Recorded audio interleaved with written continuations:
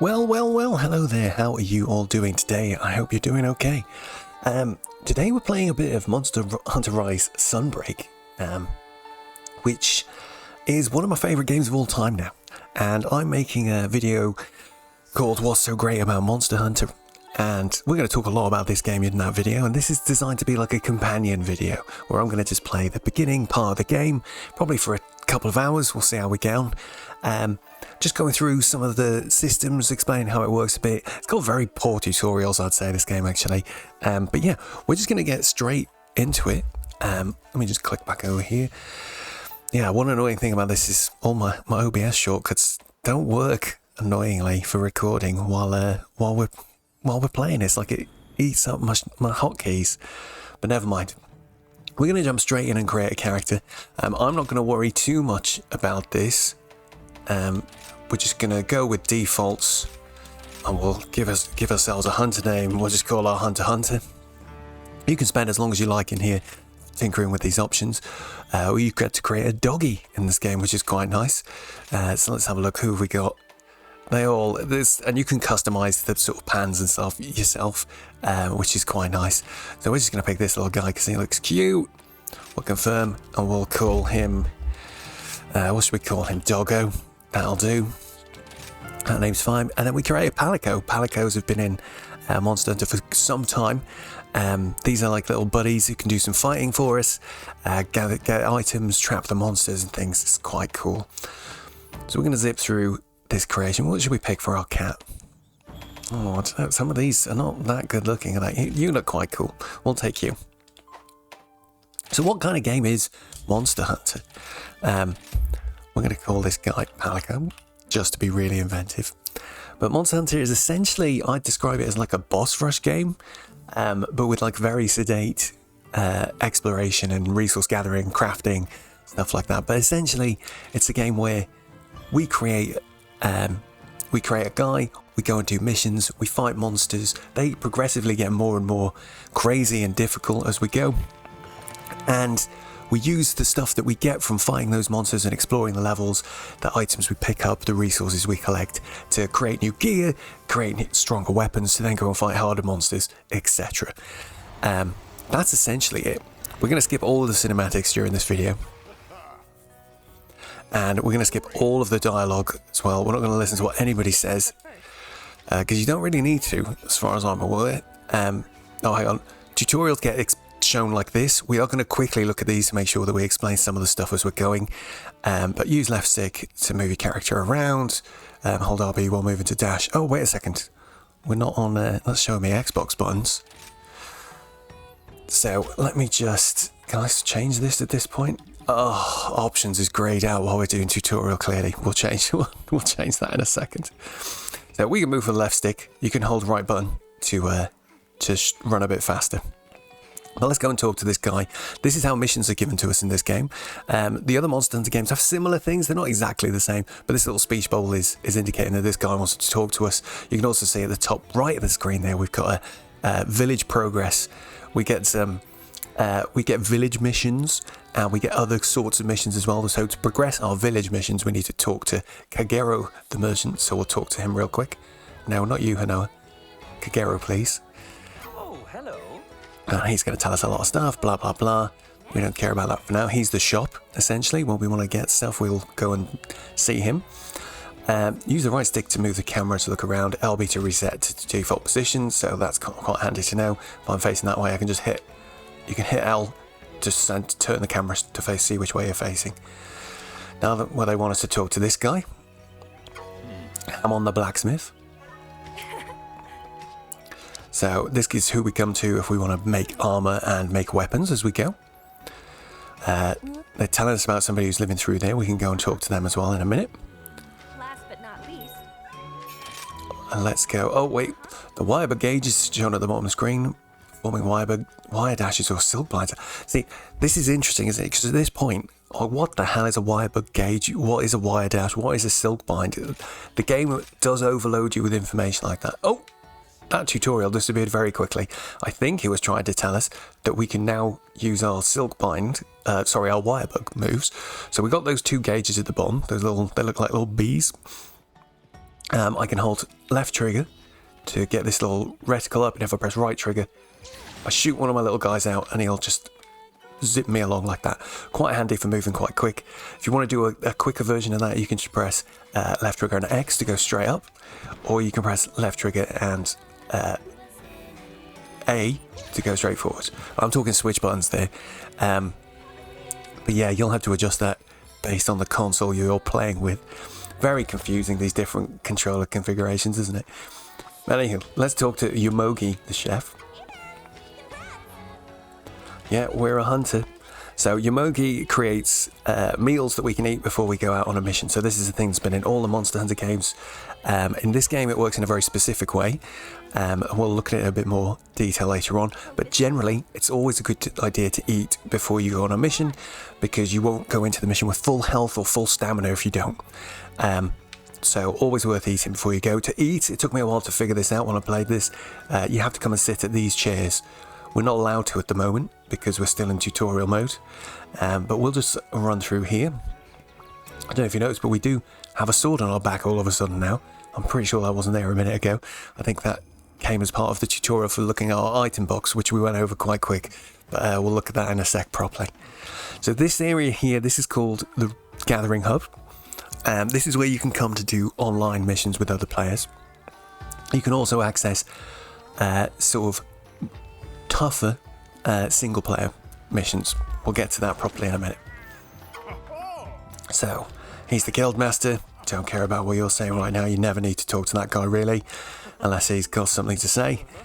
There's some other people to talk to. So, this is our quest maiden.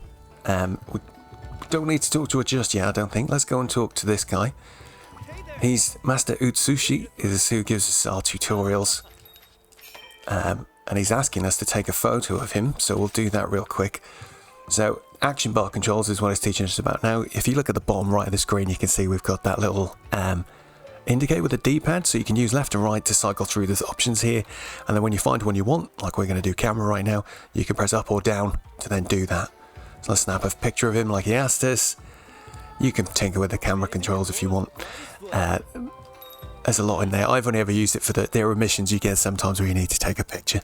That's about it. But it's a very good looking game. Right, what is he telling us about? Hunter info. Okay, so the hunter info is quite good. This is under the menu.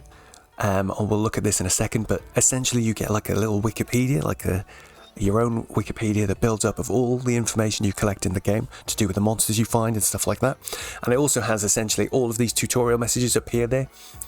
So if we just skip through this, I can show you real quick. If we press the menu button, we scroll over to this middle set one here. We've got hunter info and hunter's notes.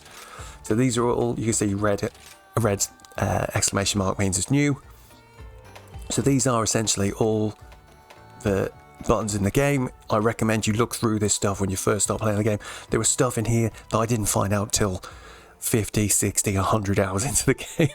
And I felt a bit stupid for some of it. I'm trying to think, what was the best one that I discovered really late? Oh, it was something to do with the skills of my cats. My cats and dogs. We'll probably look at that in a bit. Hunter's notes here is where things appear about the monsters you find. You get large monsters, which are like the bosses. Small monsters just generally wander around and can be killed for crafting materials. And endemic life, it took me a while to understand. Why can't we access this one if we've got nothing in here yet? Very interesting. But yeah, you can learn a bit about the different creatures that exist in the world. And again, I recommend you do read these things because it tells you stuff that isn't obvious otherwise.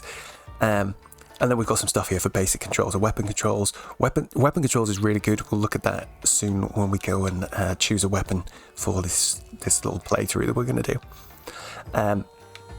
The other thing to say about this place is it's very similar in content to the outside. So we've got a place here we can sit to eat. So there's another canteen here. If we pop up these stairs right by here and go into this room, we've got a second blacksmith here. Who is functionally identical. Like everything here is exactly the same, so you don't need to worry about that. But yeah, this is essentially a second blacksmith, just to save you running all the way to the other place, I guess. But next mission is saying talk to Hinoa the quest maiden, so let's go and do that real quick. Oh, it's telling us. So sometimes you get a tutorial like this. Look, you can see Yomogi the chef is telling us on the side of the screen, ride a palamute if you want to move like the wind. So we can hold down B, which for me is A because I'm using the Switch controller. Oh, I wonder if I can change that now. Oh, I can. Where is it? It's at the bottom here somewhere, I think. There we go. I like it. All games should have this option, I think. There we go. So please bear in mind that I'm on Switch controls for the purpose of this video. But yeah, so we can ride our doggo. He's a good... Looks a little bit too small for us to ride, really, doesn't he? But we move. So yeah, we can ride around. Oh, this is quite a neat thing to note, actually, is that the speech bubbles for people show up like from quite far away. Makes it quite easy to find people when you need to chat to them. All this work is making me hungry. So I think... Oh, cahoots. So this is a bit of a strange one. You get another pet. So we've got a dog, we've got a cat. We also get a thing called a cahoot, which is like a little owl guy. And we can call him and send him off to... I didn't really understand why you can do this stuff. Even 200 hours into the game myself, I don't get it. So Alexis, the tutorial, I think he's there mainly as a story thing. Maybe he finds you secret items, let me know in the comments. I've never looked this up. I never looked up anything, actually, while I played this game myself. I've just played just by experimenting and reading the information that's in the game. It's a big part of what I want to try and do with some of this stuff that I do on my channel, is just try and explain that you don't need to do that. A lot of games, a good game anyway, I would say, lets you figure out through itself. You shouldn't need to look stuff up on the internet. And I realise the irony of that because I'm making this video, right? Anyway, she's telling us about key quests, stuff like that. Petalace. This was very confusing when I first got it. It's essentially, as you go around the levels, you'll find these little glowing birds, and you pick them up and they increase your health, stamina, strength, defense, stuff like that. It tells you a lot about it. You also get this, you get these items called a petalace. As far as I understand, you only get them through progressing the story, so I wouldn't even worry about it too much. I don't even know why I made it an equipable item, to be honest. It's a little bit weird. But we'll look at that in a sec. Right. Oh, this guy, Senri the Mailman. So, DLC, oh my god, 43 pages worth of stuff there, but we won't look at all that. So, if you wanted to create a lobby to invite your friends, you talk to this guy and you start online mode. I'm not going to talk to him today. Well, let's just do it quick just to show you. He's going to tell me about this, blah, blah, blah. He's telling me I can put myself into online or offline status and then people can join you. You can just let randos join you, actually. But what he can also do is if we... yeah, we know that he literally just told us about that. I would now tell us about a lobby. A very over-the-top tutorials. If I wanted to get... Because I've got the full DLC and all of the extra bits and pieces, I can come into this screen, add-on content. And what you'd have to do is if you look down at the bottom of the screen, is my mouse work? Yeah, down here, accept all. If we press this, that would then get all of the stuff related to this. I don't want to do that, because, and I'll tell you for why. Because it gives you a load of extra items. You get weapons, armor that's really strong. I don't want to take that stuff. When you play the game, you might have got the DLC. And, well, actually, even if you don't get the DLC, you end up with a lot of free stuff that they've done through all the tile updates. And it just makes the game a little bit easy, I think. Because you get, if we look at my item box, let's just double check. Yeah, over here, this is all I've got, all my worldly possessions. I've got a few potions, antidotes, rations and some meat. And then this is like ammo for the gun weapons that you can have. But literally, if you go and accept those, all of that DLC or additional content, you'll have pages and pages of items. Which is kind of useful, don't get me wrong. You can sell some of it to get loads of money. You'll have tons of health, tons of food. You'll never need to make food yourself, all that sort of stuff. But I'm going to not take that stuff on purpose today, just so we can have a look at some of these things in a bit of detail when we need to. So, I don't want... What do we want to do? We don't want to go and do a mission yet. I'm going to try a new weapon for the purpose of this video as well. Let's just talk to this woman so she stops having a red question box above her head. Make sure to check the special quest as well. So she's telling us about how quests work now. And I'll explain this stuff in a little bit more detail in a moment. But there's two things to do here. Let's think, oh, I don't want to just do an urgent quest. Is this the training? This is the training. Maybe we should do the training. Optional subquests is also useful. These are essentially repeatable missions that you can do during another quest. So I'd always recommend that you come in here and try and make sure you've got 5 whenever you depart on a new mission. And the reason for that is it just you get stuff. If you look over here, we get points to spend on buying stuff. We get crafting materials. Sometimes you get armor spheres as well, which you need these to upgrade armor. So I'm not going to take any of these ones either yet. We talked to her, so she'll be quiet. I'll just zip over here again real quick. Oh yeah, we didn't talk about the wire bug controls. We'll do that in a sec. We're going to go into the training room soon enough. Let me just talk to Minato. What would you like to do? She's telling us about the star rankings on the quest. They go from 1 to 7 stars. And we'll increase that as we go. I wouldn't worry too much about this. We might do some of this as we're going through. Right, we'll be starting with 1-star quests. Oh, here we go. She's got a proper... She doesn't have an urgent quest yet. So anyway, what they're trying to tell us here is, let's say, as you complete quests from the Gathering Hub, we can take more and more quests. Quest difficulties indicated by the star. More stars, harder it is. You can see here on this little image is showing us here, you need to complete a set number of key quests to progress. These ones with the orange symbols next to them, they're the key quests. So here, as soon as you've done 2, you'll complete this and you'll get an urgent quest, which usually unlocks the next sort of hunter rank or star rank for your levels. Yeah, missions. So you get the harder difficulty from completing the key quests usually. And you progress the story and stuff like that as well. What have we got here? Sometimes the villagers will have these little yellow speech bubbles. If you go and talk to them when they've got a yellow speech bubble, it'll give you a new quest that will come in with the list of all the other quests. Those are worth doing sometimes because, like, for example, this is, what's the name again? I can't remember. The chef girl, Yomogi. She gets new, what are they called? She gets new recipes, basically, that let us have new effects on our meals that we eat. And then sometimes you get extra quests, like training quests and stuff like that. They appear as a different sub-menu in this list. But again, if we have a look... Oh yes, Expedition Tour. I always recommend you do an Expedition Tour. We're not going to do it while I'm playing here, but... well, maybe we will. We'll see, actually. But if we look level 1, I can see I've got all these guys I can go and hunt, which is kind of cool. These missions are quite hard. When you're first playing this game, I wouldn't come and do the quests at this desk. I would go and do the quests at the outside in the village. So that is what we're going to do, just for the sake of it. But look, he's got a yellow speech bubble. What's up, Master Utsushi? Oh, he's got some arena quests, challenge quests. So these are interesting. Are you going to let me look at them now then? So this is another place you can do missions. So if we just look at these, so essentially you just get a quest like this, and if we look, you get a ranking down here, S, A and B, depending on how fast you do it. And you're limited on what weapons you're allowed to use. So that's a little bit of an unfortunate interface because it's quite hard to see. Does it actually say in text what weapons they are? No, you're going to have to become familiar with that, but we've got essentially, I think, longsword. I'm not sure what that even is. What is that? Gun lance? That's the hunting horn. That's the charge blade, I think, and that's one of the bows. Anyway, I don't know. I've played this game for 200 hours.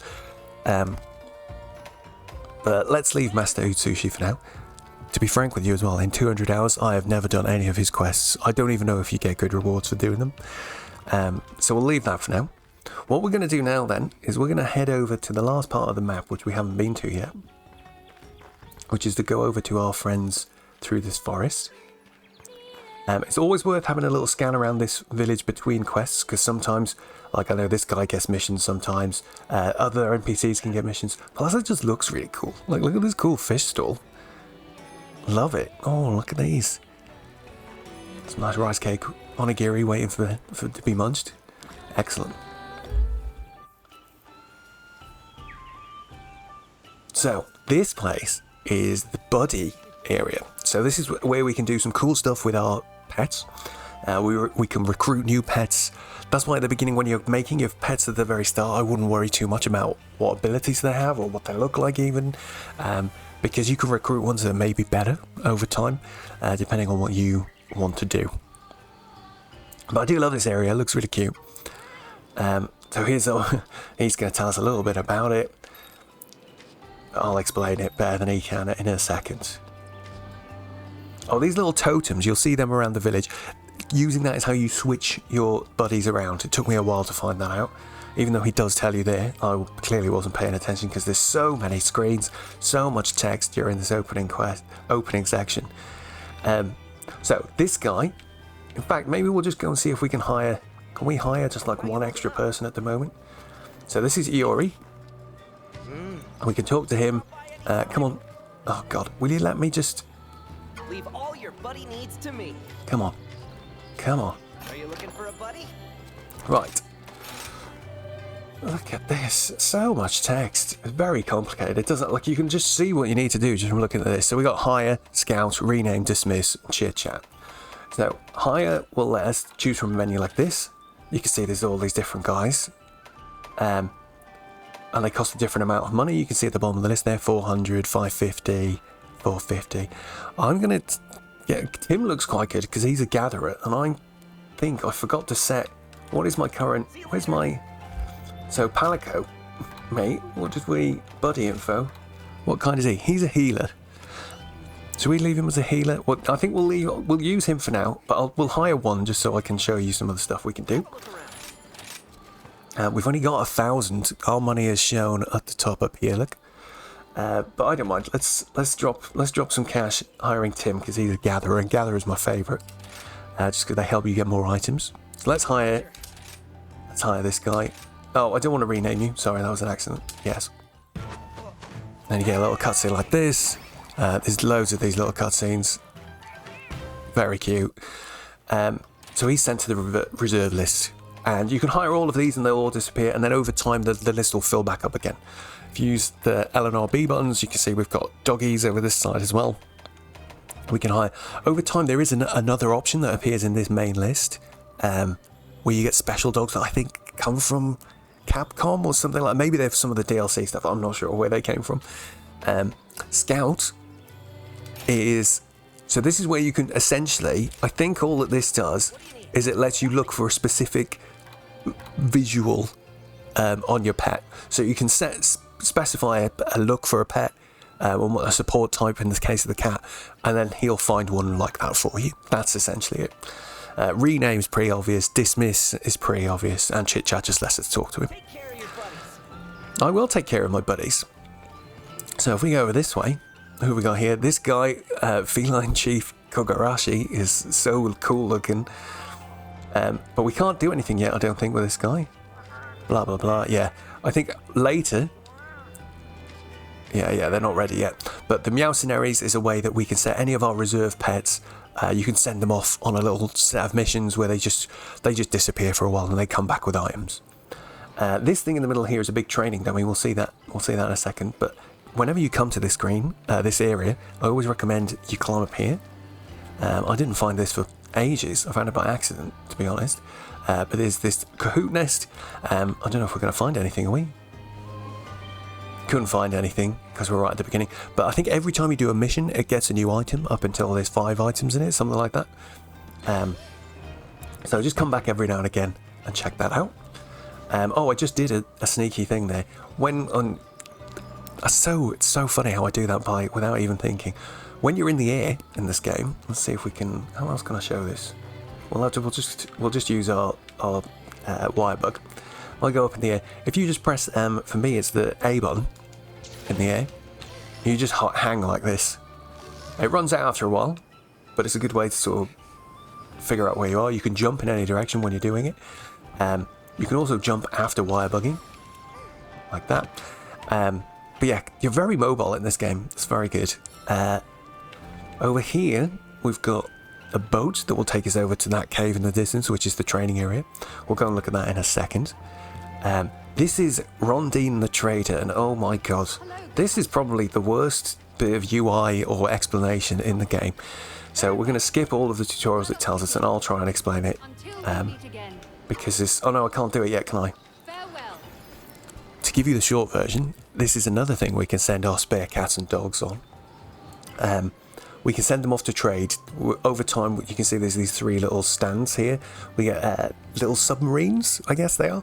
And you send the cattle dog off in a submarine. They go and do some trading, and over time you can come and talk to Radine, and they'll have sent items back, and we can get those items. There's different ways you can influence what kind of items they get and stuff like that. We'll look at it later on. This is the buddy board, like we talked about. So this lets us do several things. And since we're here, let's just have a quick look. So select buddies. I can select buddy 1 or buddy 2. I could go in here and I could pick Tim. So you can have 2 cats if you want, or you can have 2 dogs. It's up to you. We're going to keep... I'm going to keep Doggo with me at the minute. We'll have Doggo and Palico to begin. Doggo's useful because you can ride around on him. Of course, if you took 2 cats, then you can't ride the cats. They're 2 little guys. It's mean. Don't do it. But yeah. The other thing you can do here is buddy skills. This was the thing I didn't realise I could do for a very, very long time. So if you look over on the right side of the screen here, we've got this section, equipped skills. So I thought that this meant this is all the skills that this little guy has. But it isn't that. This should actually say, I think, equipable skills. So if you want to equip these skills, you have to come into this buddy skills option, pick the guy you want, and then if you look, they've each got a little diamond next to them, or some have got 2, some have got 3. And essentially, you equip them like this, but for some reason I can't do it now. I wonder why that is. Maybe it's because it's locked still. Maybe it'll unlock later, but that's how you do that. I have no idea what unlocks that, that's annoying. But this was the thing that I was like, oh, now I can do this. But yeah, I thought that this was Doggo's skills, but it's not. You have to equip them up into these slots. Over time you get more slots, and that's what made me realise this one time. I got extra slots, and I was like, what are those slots? Palamute gear, this screen took me a while to find as well. Over time we will get weird extra gear for our dog. It isn't the same as his weapon. He does have a weapon on this side. You can see he's got 2 daggers, but that is not his dual blade chain, and that is not his steel fang. These are special items that the dog uses for special moves beyond his normal attacks. I did describe it as.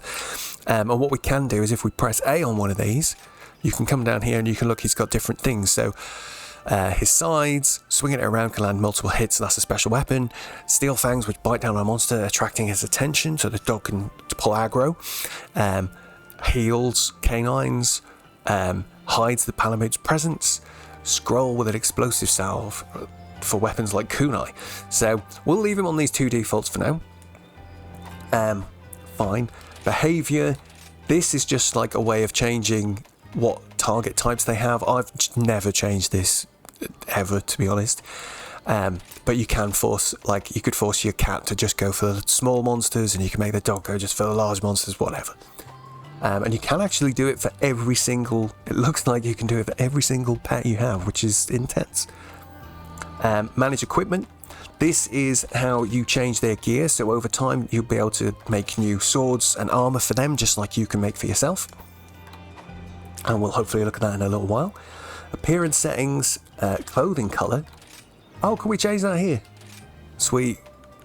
Oh nice, we can change the colour. So this is just changing their default clothes, which is what you see if they've got no armour on. So I don't think we need to worry about that for right now. But cool. Okay. And then the last bit that we can look at for now then is coming back to this guy, Buddy Expert Shirube. He's got a facility called a dojo, and this essentially is where we can set, we can set, how do I explain this? You can set your spare cats and dogs to do training, to level them up. The ones that come with you into stages to hunt monsters will get experience and level up. So this is just a way of making sure everybody gets to level up, even if they're not with you. So you can select how many training rounds you want to do. And this costs points. You can see the points at the top of the screen there. So I'm just going to do 1 for the sake of now. 1 round lasts 1 mission in the game, I think. So I'll select the buddy. And we'll just pick Tim because he's the only one we've got. What you can do actually is use this auto select. So if we press that, that's just going to pick whoever's available at this point. If you press Y on here, you can see I can change to say any type and any level, and they got auto select, and it will just fill the list for me.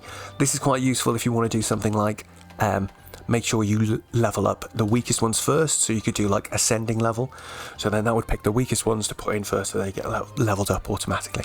Anyway, we'll set him on some training.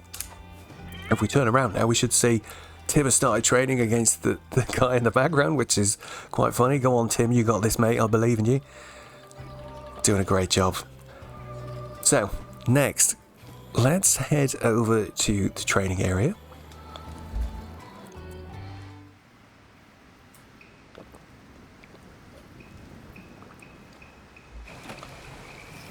Now we've got our own big frog guy that we can fight. Now, when you play this game first, I do recommend that you come in to this area and try the weapons out. I did that when I first started because I wasn't sure what weapons I wanted to use. It's a very strange game compared to other games. The way your character moves while their weapon is out is very unusual. I think they give us... Oh, there's several things it's telling us here, we don't need to worry. But already you can see the UI has gone a bit nuts. We've got the long sword shown on the left-hand side of the screen there. That's showing us our moves that we can do with the long sword, and it's got some combos at the bottom left. We've got some damage counter and a combo counter there as well. The reason I think it gives us the long sword is because you're actually quite mobile with it. Like, you still run at a pretty normal speed. You do run slower than normal. If you want to run fast, you have to put your weapon away, essentially. But I'm going to try a weapon I haven't really used in the game. Only 2 weapons I've used. Let's have a look. So I first started using the hammer, and the reason for that was because it had nice fast movement while it's pulled out. And then eventually I switched over to the switch axe, just because it felt cool. But I recommend you come in and you try each of the weapons a little bit, do some of their moves, do some of the combos, and see how you find it. I'm going to go for Greatsword today, which is like your standard Cloud from Final Fantasy VII, big old sword, except you can't swing it around very fast. I think it will give us some interesting... It helps. I think it's probably the best weapon for just demonstrating how you're supposed to play the game without being too fancy. Because I think it's just very basic hit and run type weapon. And this game is about hit and run. No matter which weapon you use, you've got to be good at running. So we're not going to look at all these other screens just now, but this, sorry, I did go a bit quick here. We went to the item box. This orange box here, you'll see him dotted around all over the place in the village, but we can use this at any time to change our items. On the left hand side of the screen here, we've got what we're carrying, and on the right hand side over here, this is what we've got in our item box. And you can craft stuff like that. We will look at that as we go a bit further probably. But we've got manage equipment here. This lets us change our equipment. So this is just choosing my armor. Here's that petalace thing we talked about earlier on. But yeah, I shouldn't have any other armor I can equip at this point. You might have more, especially if you've accepted some of the additional content. Just beware. I'd just be careful you don't use something that's like way OP straight away. You should really be on stuff that I think is like rarity 1 at the beginning. Just so you die when you should die. And you find it a bit tricky. But let's see. So we'll go back. What have we got? You can sell. We can customize bogers. I've never used any of the guns, so I'm afraid I'm not going to be able to give you any advice on that stuff. Appearance settings. What is this? Oh, this is just change your character's appearance. We won't do that right now. And loadouts. Loadouts are quite good actually, because what you can do is over time, as you come in here, this is our, or we change our items. What's hard to explain at the moment is like each, if you look at these, as I'm cycling here, so I've used the triggers to go through this equipment info here. Let's just talk about this real quick. So I can see this is my Kimura headscarf, and we can see we've got different stats here, like fire resistance 1, you know, nothing for the others, defense 1. It's not very good gear, right? But gears, the gear has different stuff that's worth looking at. So we can see we've got this here, headscarf has a skill called Divine Blessing level 1, and it's got one of a maximum of 3 Divine Blessing has. If you have Divine Blessing higher than 3, it won't have any further effect. But we've got 1 Divine Blessing from this Kimura headscarf. If I carry on scrolling through these tabs, this is now getting onto, this is showing my stats for all of my gear combined. I think, yeah, this is showing us, this page here is resistance bonus sets. So essentially, if you wear 3 or more pieces of a set, you will get a bonus. So you can see here, 3-piece bonus is all res plus 1. We've got the 5-piece bonus, which is why it's lit up, plus 3. So that's what's giving us these other 3 resistances here, even though none of these individual pieces have any other resistance. They all have fire, so we're getting 5 for each piece. 5. Sorry, how do I say this? Bloody hell words. We get 1 fire resistance for each piece of armor, which adds up to 5. And then if we look on this for the last one, because we're getting that +3 as well, that's giving us 8 fire resist, right? And then we're getting a bonus 3 on each of the others. This very last tab here is showing the combined skills of all of our equipment together. So each one of these pieces of armor is giving us a single point in each of these things. If you want to see what they are, if you look at the bottom of the screen, you've got your extra buttons down here. I can click in. Which one? Wow, how do we look at it here? Oh, I thought it showed you on this screen, but it doesn't. Maybe it's because we're at the change. There's a way to see. Is it on this one? Where have I seen? Oh yes, it's on this screen. So if I come back, can I do right click here? No. Oh, that's annoying. But on this screen, if you actually go to change the armor, I've got extra things on the bottom now. Again, if I click in the right stick, I can come to this screen and it explains what Divine Blessing is, right? Has a predetermined chance of reducing the damage you take. So, while active, reduces damage by 15%. I'm not sure if there's something that has to happen to make it active. I don't really get it. Some of the things are a bit obtuse. But if you use the L and RBs, we can switch them to a page like this. This is showing us all of our things at once, so we can see what each of them does, right? Affinity, I know, is basically like your crit chance. You can see that in more detail if we come back. Hang on, which one does affinity? Oh no, it's critical eye. There it is. Yeah. So if we right click here, does it say? I thought it explained what it does somewhere. I'm failing at this. It does. I've seen it. I've definitely seen it. We're gonna have to increase his affinity. God damn it! It took me ages to figure out what affinity actually was. Maybe it was in one of these. Let's have a look. Hunter info. I'm sure. Here it is. Player info. Affinity. When your affinity is positive, you'll have a greater chance to deliver a critical hit. So there you go, right? So that's why, again, I recommend you go and read through this stuff. There's going to be things that I'm not going to talk about today, but it's a great game. Right, so we're going to go up and test out our weapon on this guy here. I don't want my friends to come because they'll just go and start fighting, and I don't want them to distract from this. So if we look on our bottom menu here, we have got an option called wait. So I can tell them to just chill. You guys just wait in here, alright? Good job. So they're going to stay there now while we just have a little battle against this guy. So, how do we start with fighting? So, let's see. We can press X to pull out our weapon, right? Like this. We can press the run button or the item button, which is Y, to put your weapon away. This weapon, if you move, while pressing X, you'll do like a unsheath move. Oh, we've got a charge attack, of course. Nice. So that's quite useful. But of course, some of the weapons have really big, like that's quite a big animation to commit to. I can't move until she's lifted that sword off of the floor. Like I'm stuck. Right? So you do have to be careful. It's a very commitment heavy game. Like the animations are slow. There's a lot of recovery, so you have to hit when you mean to hit. It's very important in this game. So you can see we've got some moves listed on the side and some combos listed as well. But what I wanted to do before we start looking at that is if you come into this screen and go to Hunter Notes, and then down the bottom here we've got weapon controls.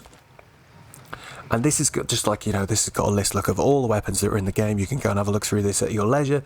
But we're only going to have a quick look through this greatsword one. So we can see we've got our overhead slash, a wide slash, rising slash. A while charging is tackle. Right trigger in the air is plunging thrust. Right trigger is guard. Okay, cool. Charge slash, we can hold X to charge the overhead slash power. The longer it's held, the harder it hits. Release it at the right time to unleash a devastating charge slash. Okay, not sure what that means exactly. If a true charge slash hits against a soft weak point on a monster, the second attack will do much more damage. What the heck is a true charge slash? So this is the other thing you'll find, is that it tells you moves like this, but I'm not sure how I do that move at this point. But in this training screen, it does tell us the names of the moves as we do them, so we'll see that in a sec. I'm guessing this is going to be like a charge slash like after another attack or something like that, based on what I know from playing the other weapons that I've played. So that's cool. Then we've got leaping wide slash. Leaping wide slash gains extra hits with each charge stage, making it easier to deal more status and element. What was leaping? None of these are called that. We've got A is wide slash. So again, a leaping wide slash is probably a derivation of this move that happens after another move. That's the other thing you've got to watch out for. Tackle. Tackle fortifies the user, making them immune to flinching or being blown away by even the fiercest of attacks. So that is quite useful information. So that was this one. If we press A while we're charging, while we're holding X, we'll do a tackle, and we won't flinch. We'll probably still get hurt, I guess, from that description. But it's quite a good way to not stop your attacks, which when you're doing big, slow attacks like we are going to be doing with this weapon, is probably a good thing. Right, this last page, silk bind attacks. So these are attacks that use our same gauge that we do to do the little blue zip wire moves. So we got LT and X. What does that do? After landing the hit, you can follow up by pressing X or RT in midair. So we'll try that out in a minute. Power sheath. A silk bind attack activated by LT and A. A quick forwards maneuver performs as you sheath your weapon that boosts your attack power for a short period of time. Sick. Useful combos. This screen isn't that useful. This is usually the same things that's on the main screen. Oh, but look, it does give us, this is where we found access to our true charge slash and our leaping wide slash. So we do a tackle. From tackle, if we press A afterwards, we do that. That's the other thing I've learned as I've played this, is it seems to be, oh god, we've gone on to Gunlands, that it's just the moves are sort of only dependent on the previous move. So this says wide slash tackle, leaping wide slash, but you could do charge slash tackle and it would work. You know, like this move is dependent on this move coming before it, I think. Same for this. Strong wide slash has to come before a true charge slash, but we'll try and figure that out and see if it's true in a sec. But cool, these combos are essentially the same ones that it shows us down at this bottom corner of the screen. There, just without the names. So right, let's have a quick go and we'll see what moves we've got then. So we've got, let's say we've got an overhead slash, boom, like that. We can charge it. Nice, that's pretty cool. Did I let go at the right time? So it looks like there's 3, 1, 2, 3. Oh, there's a fourth one, and she let go of it automatically then. So how much? Oh, look, and you can see the damage there. So I think if we just do charge 1, so level 1, 31 damage.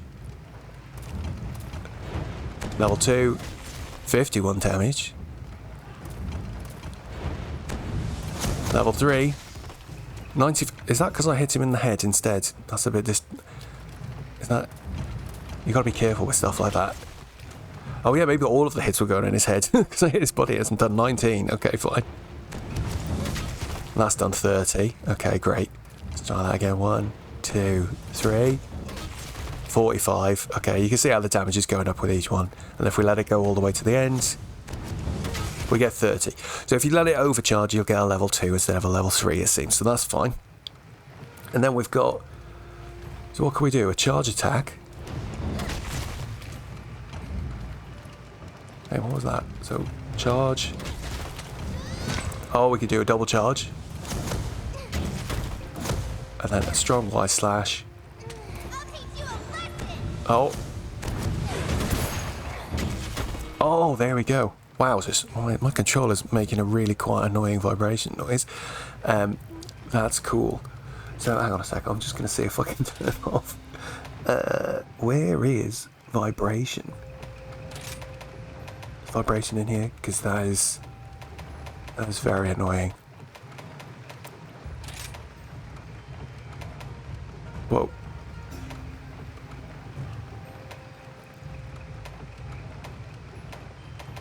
Okay, that's interesting. Let's just do basic vibration, see what that feels like. Sorry. It's just noisy. I'm worried it's going to come through on the microphone. Yeah, that's better. Right, so where were we? Let's see. So we can charge. And do I have to move to do the second charge? Oh yeah, because you just do like a slap. Okay, so we go like that. So let's see. If we mash X, what do we do? I think we just do like, oh, double strong charge slash side blow. Okay, and that's just looping over and over now.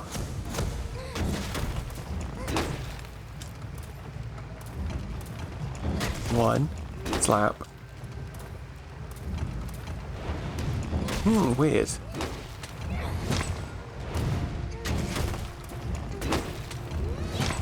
Yeah, so this just loops over and over, it looks like, so that's fine. Okay, and if we just do A over and over, what do we get? Wide slash. Tackle. Oh, there's the leaping wide slash. Okay, so that's how we get one of those out.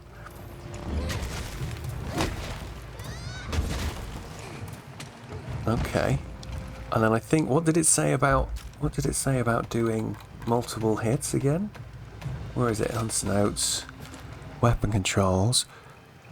Where was it? Leaping wide slash gains extra hits with each charge stage.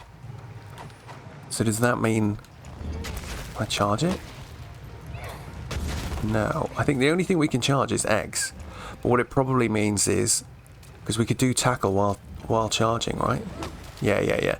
Okay, so what I think we probably do is we charge up, we do an A, and then do, yeah, and it did, I don't know if you could just see that, then it did like 3 15s appeared. So that's done our multiple attacks there, so that's cool.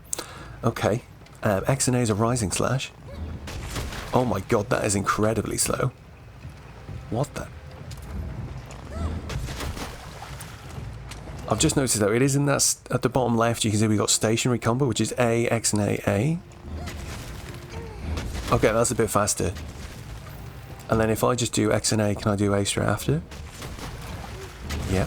If we do X and A, can we do X after? Yes, we can.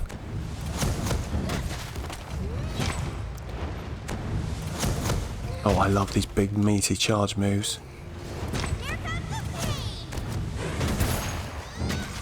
That's cool. I'm looking forward to putting that on somebody when they're down. But I think that's probably all we need to worry about for now. As you can see though, look how slow we are while we're moving around. We can use the B button to do a roll. To avoid the invincibility. It does have a very, very small amount of invincibility, and there's ways you can increase that using gear for higher invulnerability and stuff. But generally, if you need to get that out of the way, you run. You can do a funny, if we run away and press B, so if you're facing a monster and you're rolling, you can roll. If you face directly away from a monster and running and press, why is it not doing it now?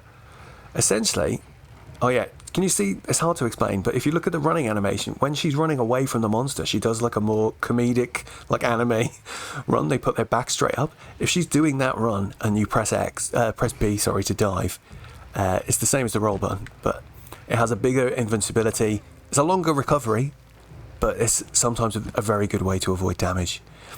The other things worth mentioning is probably at the top of the screen, the top left, you can see my stamina. We didn't talk about this at all yet, did we? My stamina and health is up there. My green health is full. My stamina is full. You can see it gets used as I do stuff, but you can see the bar is only like halfway up. And that's because over time that ticks down. Your maximum stamina goes down the longer you've been in a quest. So over time that goes down, and you have to eat food. Have I got any food? We got a ration, so I'll just eat a ration real quick to show you. And that just chunks it back up like that, look. Basically, the other thing that it does tell you when you start using, coming into this training room, is you can use items here and they don't get actually used. So if you want to use your rations to fill stuff up, just go right ahead. It's fine. The other thing at the top left is underneath our stamina, we've got a thing there, that's called our sharpness gauge. So you can see at the moment we're on yellow sharpness. We've lost quite a bit from fine. If I click onto this guy here on my quick bar, that's going to sharpen my weapon. That's my whetstone. He's also in my quick items here. So there's two ways you can use your items. Actually, we didn't talk about that. If you hold L1, you bring up this little circular thing here. You can customize these shortcuts yourself using one of the menus. Probably not going to look at that right now. Or you can hold L and you can use the Y and A button, look, to scroll through this list, and then let go of L and press Y to use the item. But I think in terms of like what the moves are, I'm quite happy. We just need to have a quick look at the silk bind moves that we saw. So we've got a left trigger and X. Does that? Oh yeah, they told us we could do like a move afterwards. Hang on, let's see, is that... Did I leave it a bit too late? Oh, we can charge it apparently.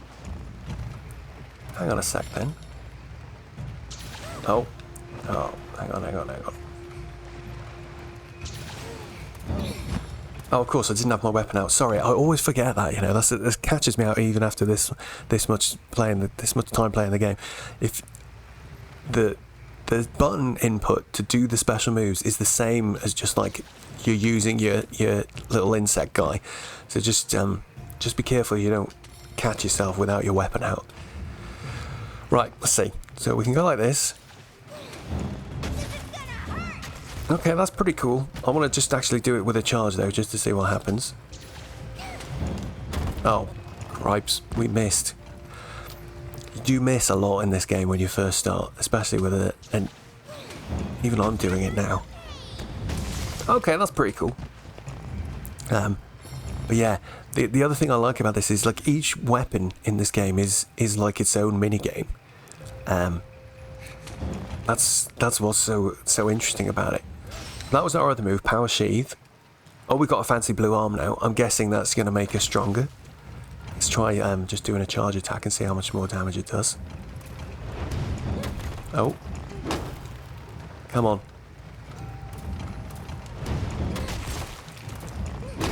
Okay, interesting. 1, 2... Oh no, my blue arm's gone. Hang on, I want to see how much damage we get.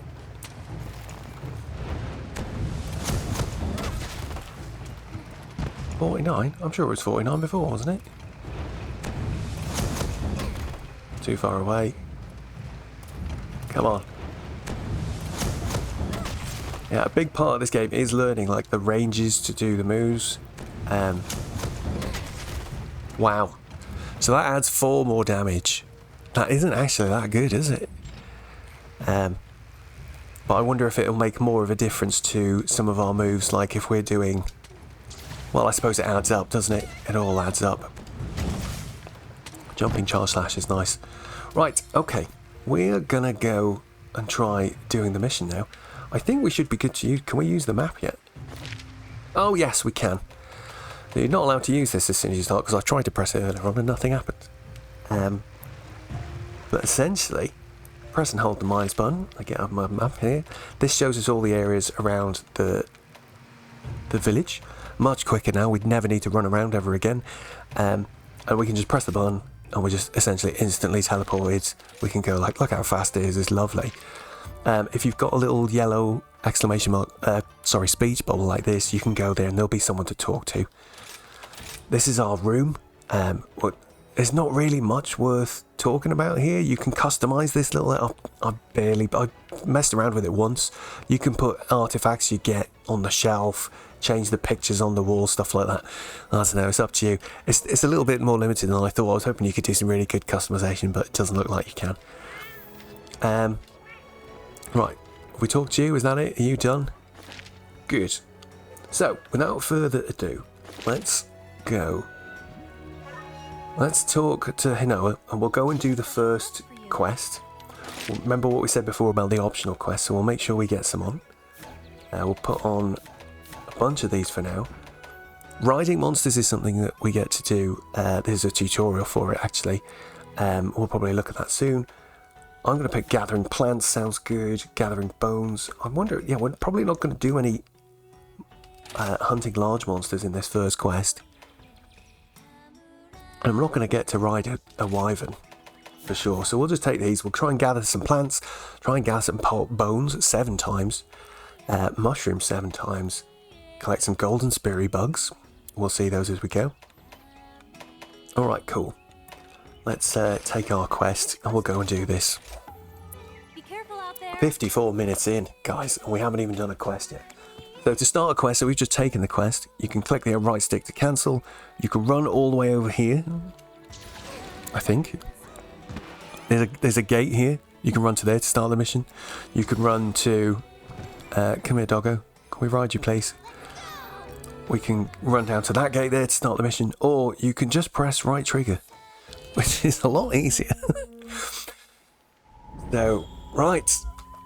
So this is how the game then works, is we have these separate maps. This is the first map in the game, Shrine Ruins. There's a handful of different maps, not that many.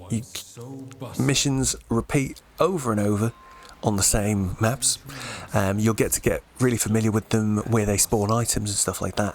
And one of the things I think is best about this game is that the repetition really makes you feel like you master the game. Like you learn the maps inside out, you know where to find items, and over time, as you unlock the harder missions and stuff like that, you'll start to get better materials. You'll find better materials in the same old places. So how can I explain that?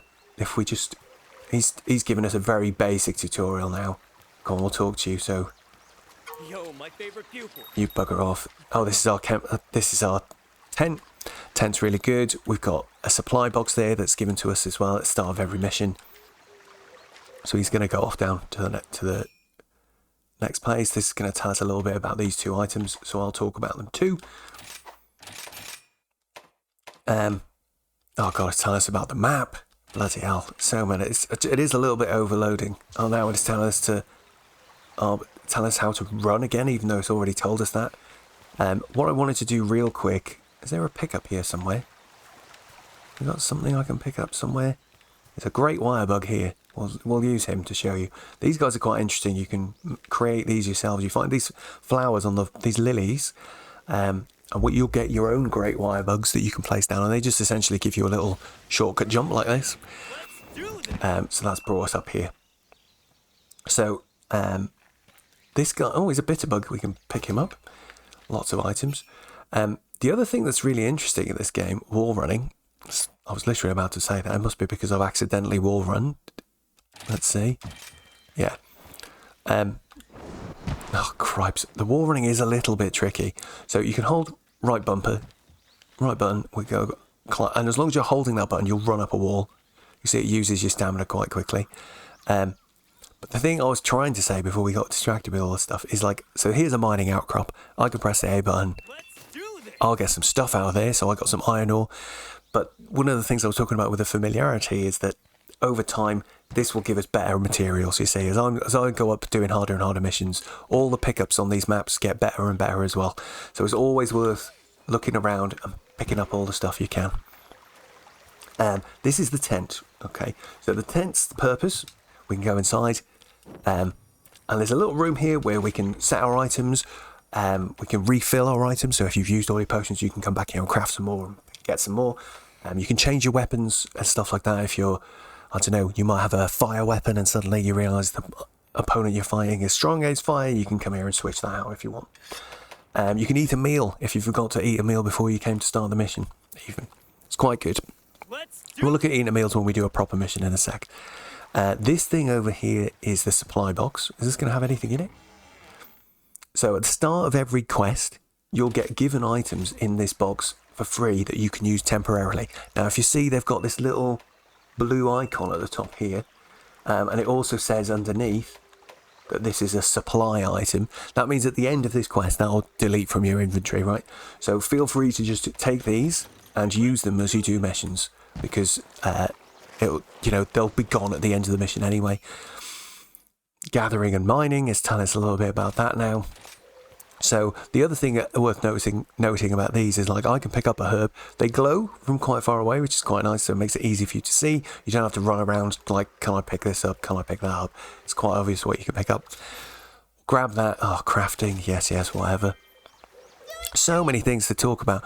But these gathering spots replenish over time. So, if I come back here in 5-10 minutes, that plant will have grown back again.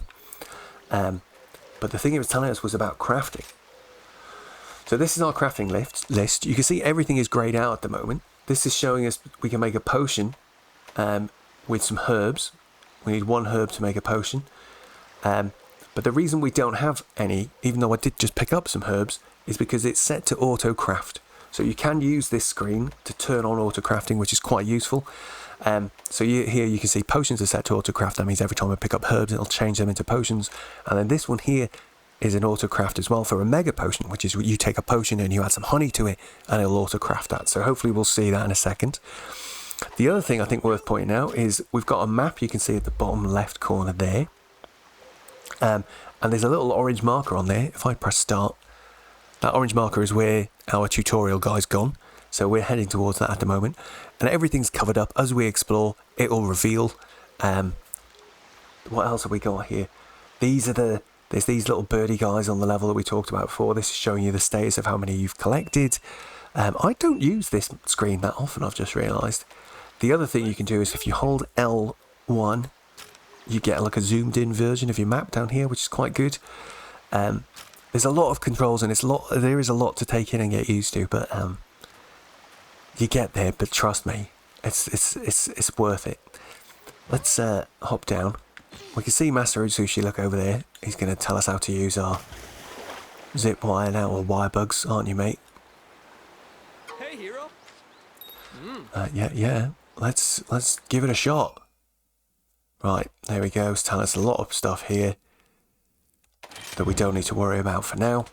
How did I pull my weapon out? It's a little bit annoying. But we can go like, oh god. Good skills. There we go. The other thing that's worth noting is your character automatically climbs up the edges and stuff by themselves, which is very good. I am a natural.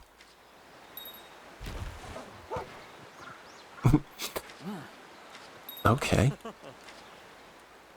I don't know why he's brought his own ones with him. It's a bit strange that the tutorial works like this. It's very... So there's a lot of controls for the dog. Again, I don't think you need... You can look at them yourself when you play, but you don't need... The main thing you need to worry about is holding A to ride them, which is quite useful. You can hold R1 to sprint on them. They're quite fast. The other thing that's worth noting, actually, is in our options, there is... Oh my god, where is this option? Button hold settings here. So if you look down here, it tells you what the thing does. Set the button hold time it takes to mount palamutes and skip cutscenes. So if we change this to short, that now makes it much quicker to fill up that little circle for me to ride it, which is just very handy. I'd recommend you do that. You can see on the map he's put a new marker down for us for where he wants us to go. The other thing about riding palamutes whilst right trigger jumps, you can attack on them. Doesn't do much damage, but it's quite good for like breaking objects in the stage. Oh, I just picked up some endemic life. That has an effect. I can't remember what that one is. Stamina up maybe, or it reduces stamina usage, something like that. But generally this is the game. This tutorial I think is a little bit overwhelming. So what I'm going to do is we're just going to run through this tutorial and get it done, just to talk about the stuff he tells us about. And then we'll explore properly as we go. But look, you can see there's stuff to pick up. And that's also triggering my gathering plants mission on the right hand side there. You can see I've got 2 or 4 plants. What do we got here? Dung. Take that. Automatically crafted. So that thing you can see on the side there where it's got a little arrow, that's showing that the dung ×3 has been turned into dung bombs ×3 automatically for me. What's this here? Another herb. Pick that up. Change it to potions. Oh, we've got max potions. I'm not sure what happens in that situation, whether it sends it to your storage or not. Hey, check out this yellow spirit bird. If you touch one, its pollen will enhance that good luck charm you're wearing your petalace.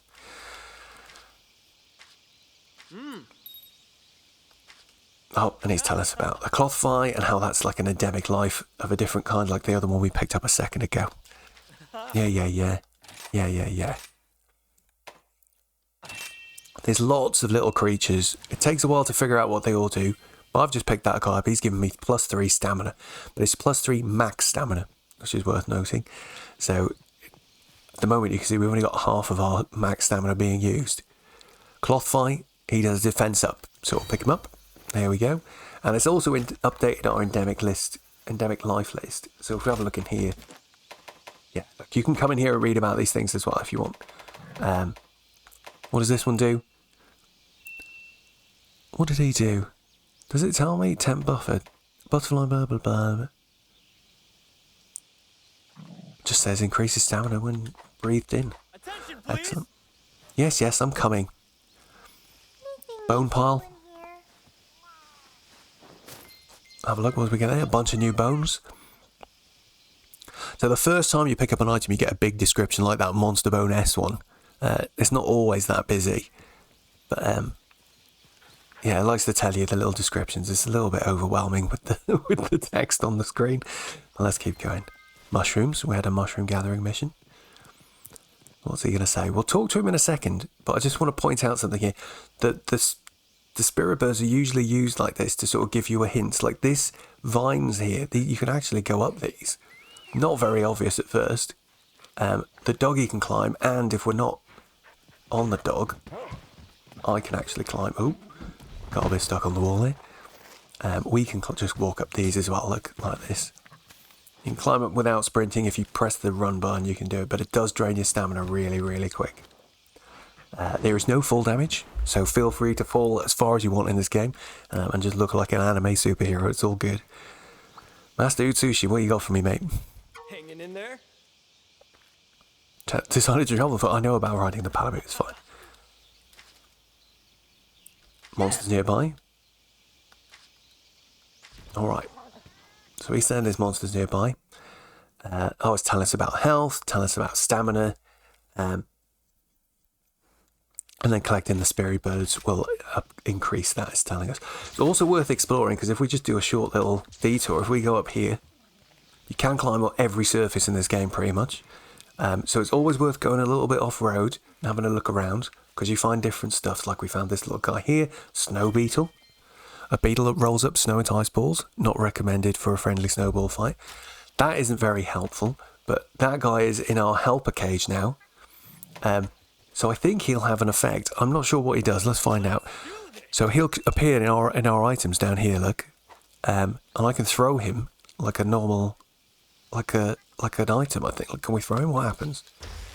Yeah, probably does some sort of frost damage, something like that. So you've got to keep an eye out. That's what these little creatures that you'll find, like the beetles and stuff. There's so many different kinds of stuff. It's a bit hard to explain it. There's not really much sense or reason to it. You just have to experiment and figure those things out. But always worth looking around on your way to your objective, just because you can just find some items. There we go. We completed our plant gathering mission. Got some more ore. We'll grab this guy. What do you give us? Oh, he's attack +1, so that's good. Slightly stronger attack. But let's go back to the master for now. See what he's got to say. Oh, grab these on the way.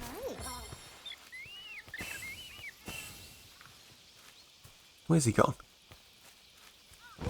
Oh, he's over there. Do this. I'm coming. Good to see you. Pack of Izuchi. Don't hold back because they're small. They can be skillful and ruthless. Alright. So, time to practice. Let's try to practice on moving targets, I guess. So as you can see, like, fighting against enemies like this is quite hard, I think. Because they're fast and we've got a big, slow weapon. The thing I'd recommend you do when you first fight enemies is just run around a bit without trying to hit them. Just see what sort of attacks they can do. These guys are not doing much right now. Oh, they can do a little spit look. Anything else you want to do? A lot of them, they do have sort of wind-ups, just like normal enemies, but these guys are pretty basic. So what we're going to do is I'm just going to maneuver around a little bit, and when we're ready, we'll just run up and hit them and start going to town. Excellent. There's one down. Oh, got knocked aside by that guy. But you can see already, like, our weapon's so big and cumbersome that, like, and you can't change direction easily once you start attacking, right? So if I start hitting in this direction and it's no good, the best thing to do a lot of the time is to stop attacking. See, so I just got myself right into trouble there. But luckily we can roll. Sometimes rolling can cancel your attack animations. Not always. It's something you have to sort of get a feel for. But let's see if we can just get this guy. Oh, look, he's doing a little tail attack. Oh, solid damage. Don't forget to harvest the materials from the monsters. They can be useful at the smithy. Very good advice at Sushi. So we've put our weapon away. Where have the corpses gone? that we've run up to. You have to try and be quite quick carving because they do disappear after a while. What do we get? Izuchi tail. Nice. What do you guys got? Here goes. Bigger creatures let you carve more than once as well. That's something to just pay attention to. Another Izuchi tail. We're not going to get a pelt or something. Another Izuchi tail. Wow.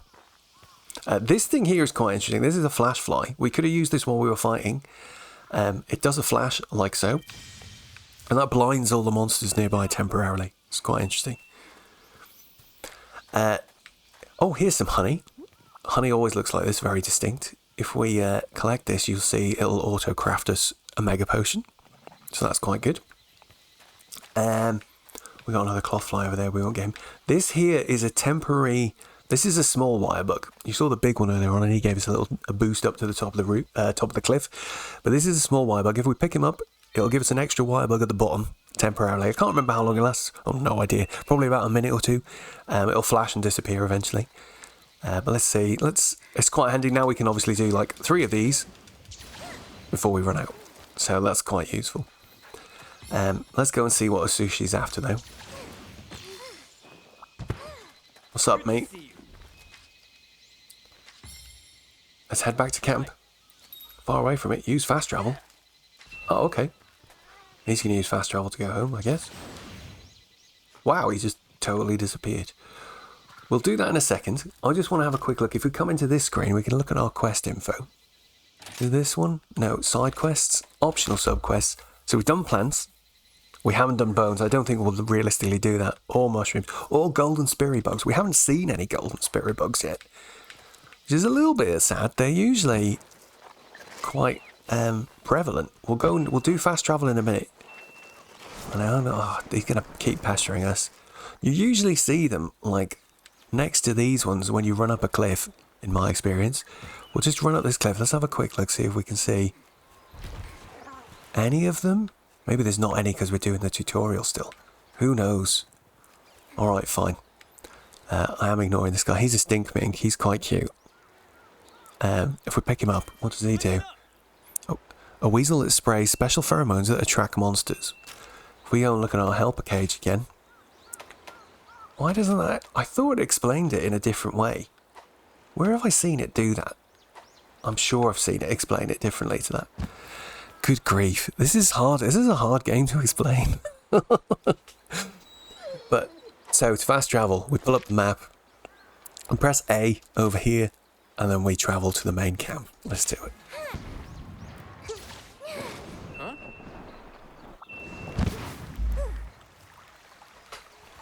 And we can do that at any time as long as we're not in the middle of fighting or doing some other action like sharpening our weapon. Let's talk to Master and see what he says.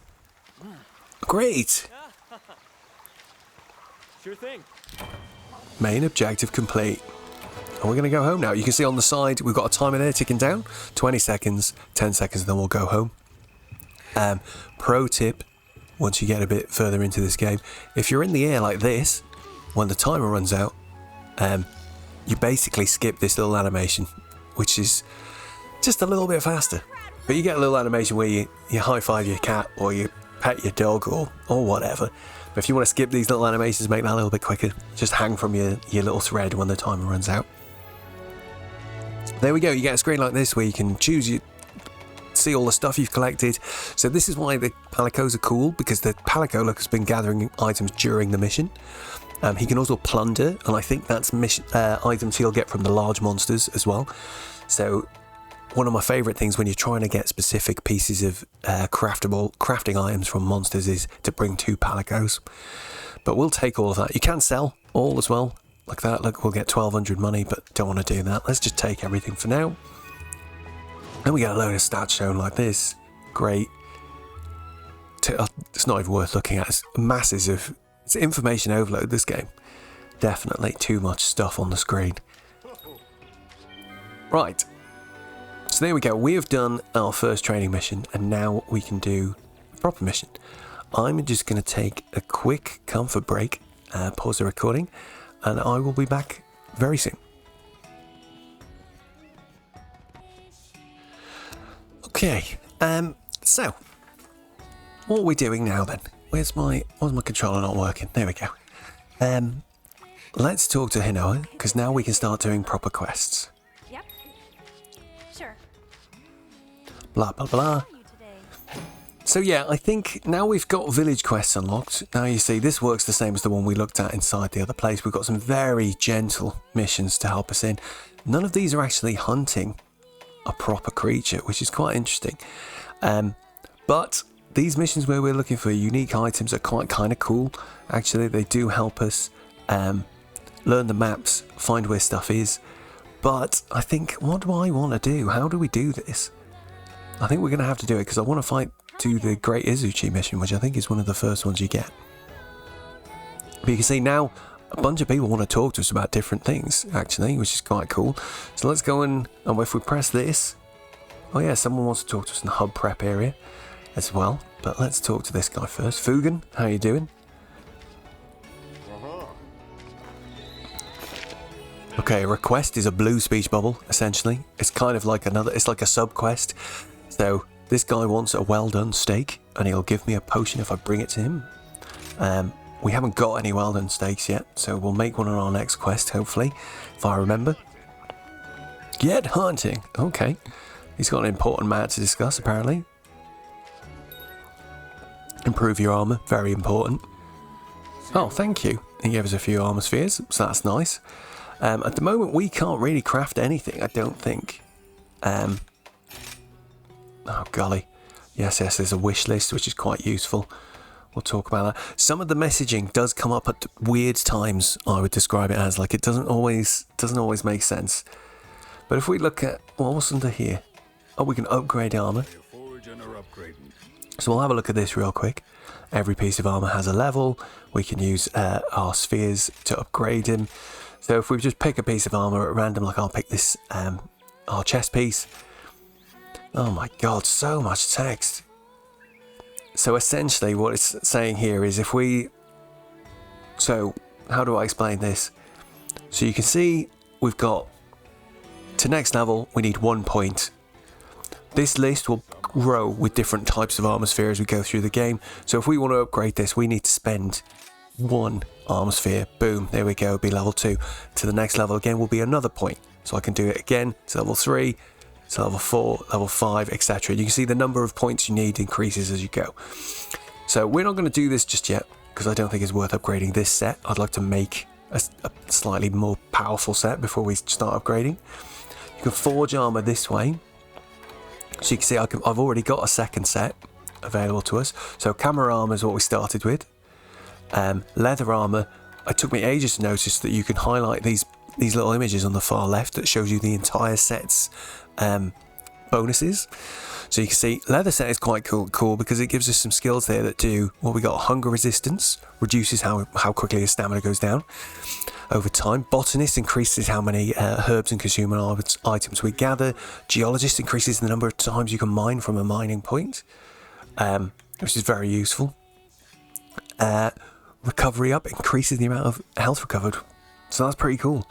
You can see on the far right over here, if we'd got these slightly higher, so you can see here we've got the level. So that this we've got level 1, hunger resistance, 2, 1 for botanist, 2 for geologist.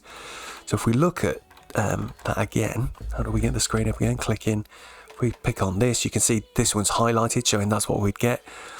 So level 1 lets you do 1 extra time from bone piles. Level 2 lets you do 1 extra time from gathering points. Level 3 lets you do 1 extra time from mining outcrops. So if we want the mining bonus, we need to do level 3. But anyway, so that's how the skills work. They're quite cool. Upgrade. Can we make any new weapons yet? So we can craft weapons in a similar way. There's... Oh, golly. This screen generally is quite confusing, I would say. There's a list here that shows us everything that's craftable at the moment. There's a list here which shows us everything that's upgradable at the moment. But this one here is probably the most useful screen, I'd say. Now, what the things to point out here is when we have this little icon at the top corner here, that means you can craft it manually. If it doesn't have that, that means it cannot be crafted, it can only be upgraded. And if it has that icon and it's across, it means you don't have the materials to do that. So this is showing me Defender here is a weapon tier that's designed to help you skip through the game to the DLC. So I'd recommend you don't pick this unless you're really, really struggling. But we can say we can make a camera weapon, even though I've already got one of those. We can make one of these, an Iron Sword 1. That's quite interesting. I can make that, and I can also make a bone sword, a bone cleaver one. They both look pretty cool. And I'm trying to see what is the sort of difference between these things. Doesn't seem to be much to go on. So that's cool. One does 80 damage, one does 90 damage. And as you can see, these then pair off onto different... So this is called the weapon tree. And it's hard to see it at this point because it's so small. But essentially, these weapons down here, if I want to make this Izuchi blade, for example, I can craft it or I can upgrade it from... So camera tree feeds into that. So if you wanted to upgrade one of these, you'd have to make one of these first and upgrade it into that. Same for here. This one here that we can't see yet. That one will have to be upgraded from that. And the same for these two here. They'll have to come from this bone tree here. This little icon down here is a status ailment. I know it's ice. We can't tell that at the moment through the game. But I think what unlocks these icons is when we find some materials that contribute to their creation. So again, that's another reason to keep exploring and keep trying to find stuff as much as you can, because as soon as you've got like one of the ingredients, it'll show you the recipe. So for now then, I think we're going to make a bone cleaver because it just looks dope. It's 90 damage. Our current sword is only 50 damage, so we'd be silly not to take it. Even this defender weaponry is 110 damage. But I think we're going to go... I don't want to use the... I still consider it a slightly cheaty weapon. You also get... It's not just that it's 110 damage. It also has a 30 defense bonus, which none of the others have. So it just gives you, like... It just makes it easier to survive. We don't want that at this point. So let's take a bone cleaver. 300 coins and the materials. Yeah, let's do it. And we'll equip it now. Thank you very much. We'll maybe come back and look at you another time. But there we go. We've now got a really cool looking bone weapon. It's a shame our little thingies are like clipping through it because they look stupid. But anywho, let's go and crack on with some missions. Oh, actually, wait. Before we do that, who else have we got to talk to? Who else wants to talk to us? Somebody wants to talk to us around here. Who is it?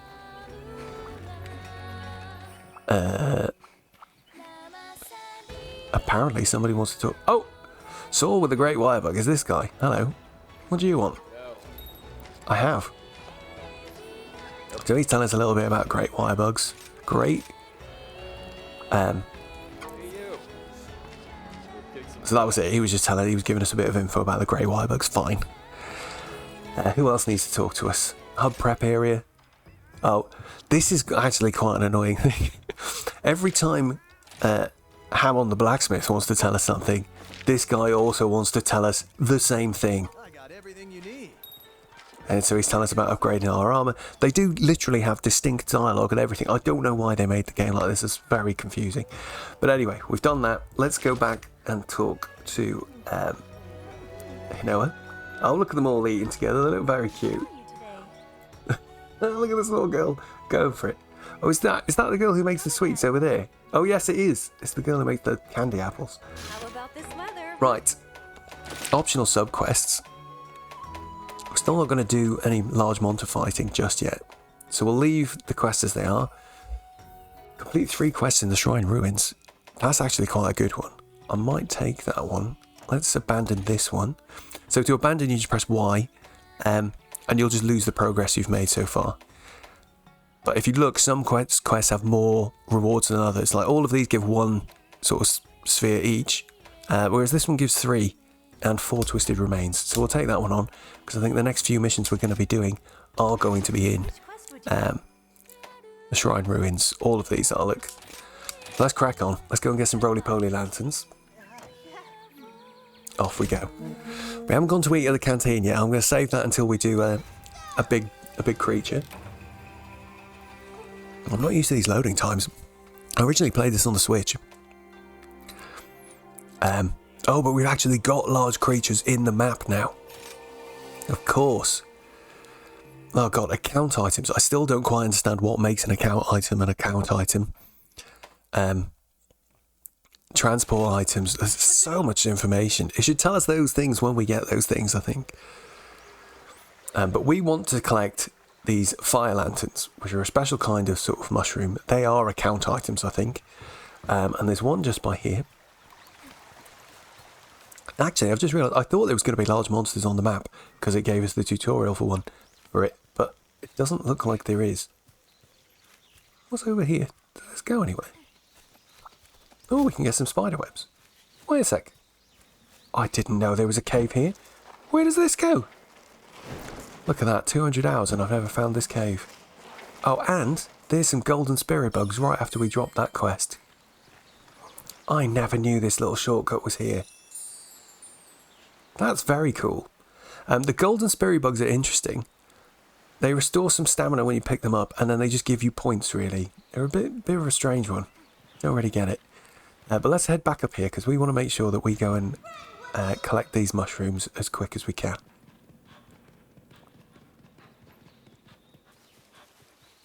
So the first one is looking like, if we zoom in on the map, you can see it's just the other side of this mountain. So I'm going to use this wire bug to go and have a quick look.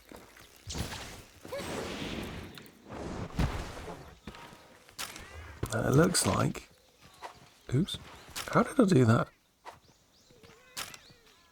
Oh, because that is how... There's a shortcut for map there, I see.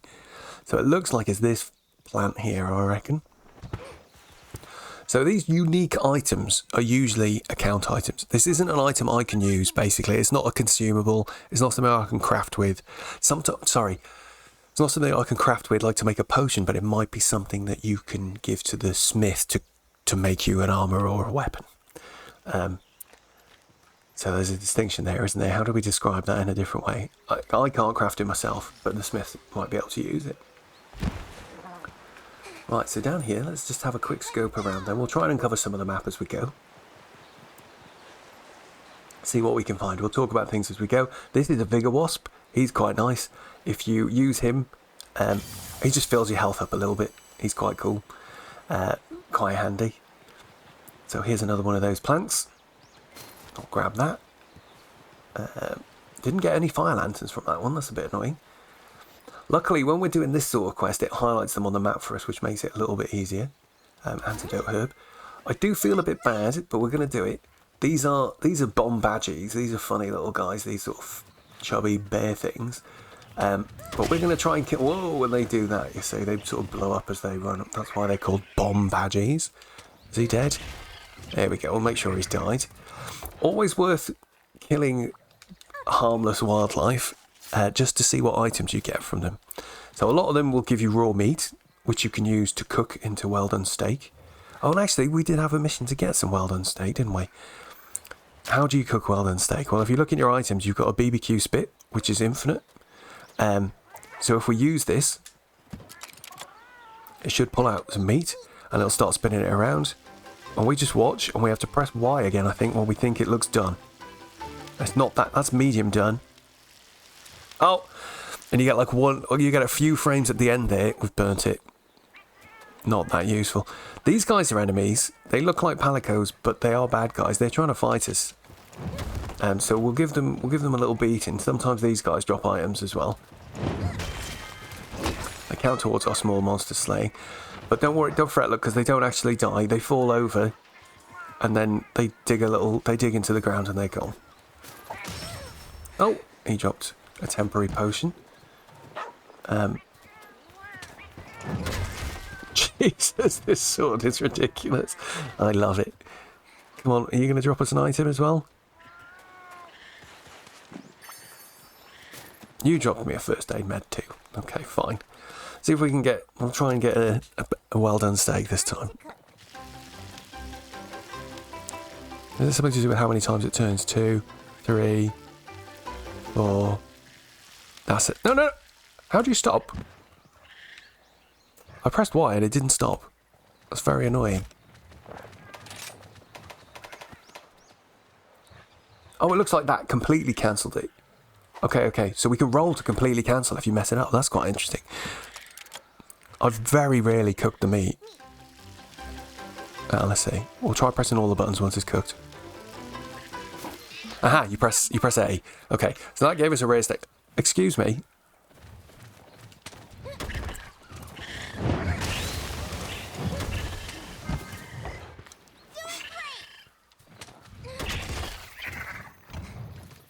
See if he gives us any. Are you going to give us... We've got like a warm pelt or any sort of raw meat. That's alright, we need some meat so we can carry on trying to cook ourselves a steak. Good bomb, little guy. And they killed them. So, yeah, our Palico and little doggo are quite useful. They do go around doing quite a lot of damage to things. Bomb badgy igniter. So some of the items that these little guys drop will give you... will be needed for crafting weapons and things like that. So it's not... you're not going to know where to get stuff, necessarily, unless you've killed everything and tried carving them a bunch of times. Unless you look it up on the internet, right? But I just wanted to show you real quick. Now that we've killed those guys, if we go to small monsters... So here's the guys we've killed. And we can see if we look at Bomb Badgie, for example. If I use my tabs at the top, I can have a look over here. And I can see... So looking at this, he only drops 2 items, either meat or Bomb Badgie Igniter. If we go to the Izuchi, we can see he drops 2 other items and we haven't collected them yet. So you can if you're stuck trying to find items, this is how you do it. Come and find which creatures you haven't killed yet, go and kill them until you get all the drops. So we know what a Bomb Badgie drops now, so we don't need to worry about killing anymore for now, unless we need those igniters. But let's carry on going. In fact, we've taken so long, I wonder if this guy over here respawned. Oh, I forgot to say as well, yes, this is how we make the doggy turbo. Oh, we did, it has respawned. Brilliant. That's 4 fire lanterns collected. So there's a button, if you're running on the dog, you can press left trigger to do like a drift. So it's a way of like doing a good sharp turn if you need to do that. But if you do one of those without turning at all, you go straight and then you get a nice little speed boost for a while. It loses it if he jumps up an edge like that. But yeah, quite handy. Quite handy indeed. Oh, who have we got here? This little guy here, he's a Jaguarus. They're like a goofy looking big lizard. Anything useful in here? Oh, we got in the bone pile. Cool. So let's say hello to this guy and see if we can get any good drops from him. Hey, come here. Small monsters list updated. You have to wait for their death animation to finish fully before you can skin them. We're going to get a Jaguar scale. Oi! He did not like that. Was maybe... He was like my brother. They are quite cowardly, these little guys, actually. They do like to run off a lot. But if we have a quick look... Let's have a look at our hunter's notes real quick. Where's Jaguarus? So yeah, Jaguarus has got 2 more drops. That's interesting. We got the 32% drop before the 50% drop. But, let's go and see if we can get a few more. I spy a mushroom. Doing great. Alright. Let's give this guy... Oh! That big yellow explosion that just happened there, that was... So, how do I explain this? The endemic life that you see, like the little cloth flies and the vigor wasps, like the things you can hit that have an effect that increase like your health, or like there's one down here. Let's go and show you with him. You can actually just hit them. So hitting them activates them as well. So you can activate it by picking it up, but you can also just hit it with your weapon. Boom, and that activates it as well. So if you're in the middle of a fight, sometimes like this one as well, I can like hit this thing and it will trigger it. Blind that guy over in the distance. So it could be quite useful if you haven't got time to put your weapon away. Oh dear. Poor Jaguarus. Here goes. So we will keep killing the Jaguarus. Oh, we got a sharp claw. That's quite nice. Is that all of the things for them now? No, we still got what we still haven't had. We managed to get the 15% drop, but not the 53% drop. Oops. Let's go and see what else we can find.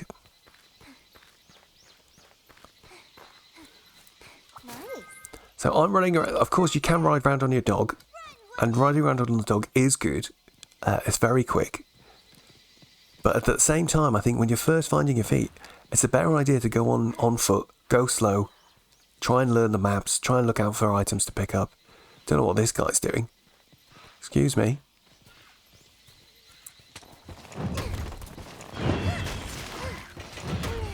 Oh. So another thing to mention is I said that you can't change which direction you're aiming, and you can very slightly. Like if I hold left as I'm doing these attacks, she does very slightly steer to the left, but it's extremely slow. Some attacks work better than others. I think if I use the circle, yeah, you can see, look, she's turning around a bit more there. I'm sort of holding all the way to the side each time. So you can kind of readjust what you're doing, but it is generally better to just stop attacking and reposition if you're missing. Get a sharp claw from a Izuchi. Nice. Ah, Izuchi pelt. Very handy. I'll take this. Thank you. Oh, and Palico's off just getting some stuff. Good work, little man. We are doing great. Grab some more honey for some mega potions.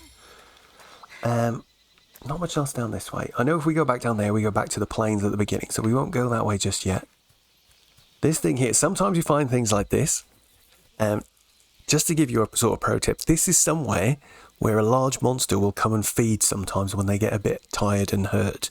So yeah, if you spot a place like this, just remember it, because that's where your monsters will go to sometimes, once you've kicked their butt a little bit. Mission accomplished. Oh, cool. We completed that mission. Very nice.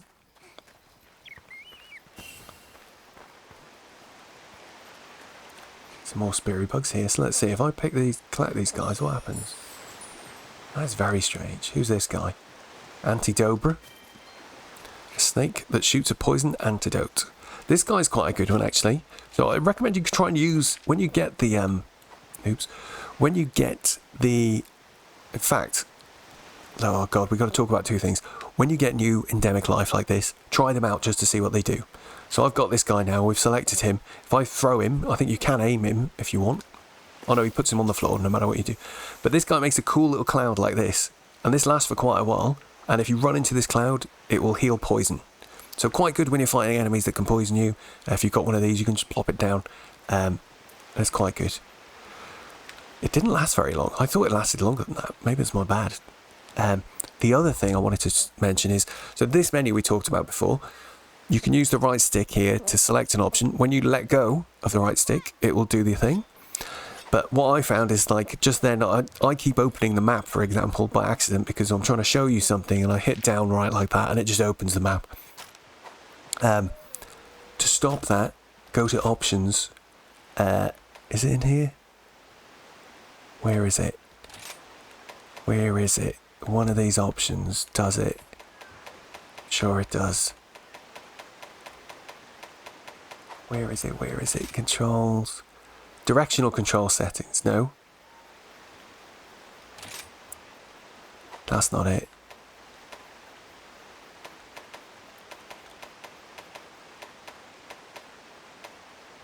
Oh god, where is it? Radial menu settings, that's it, I think.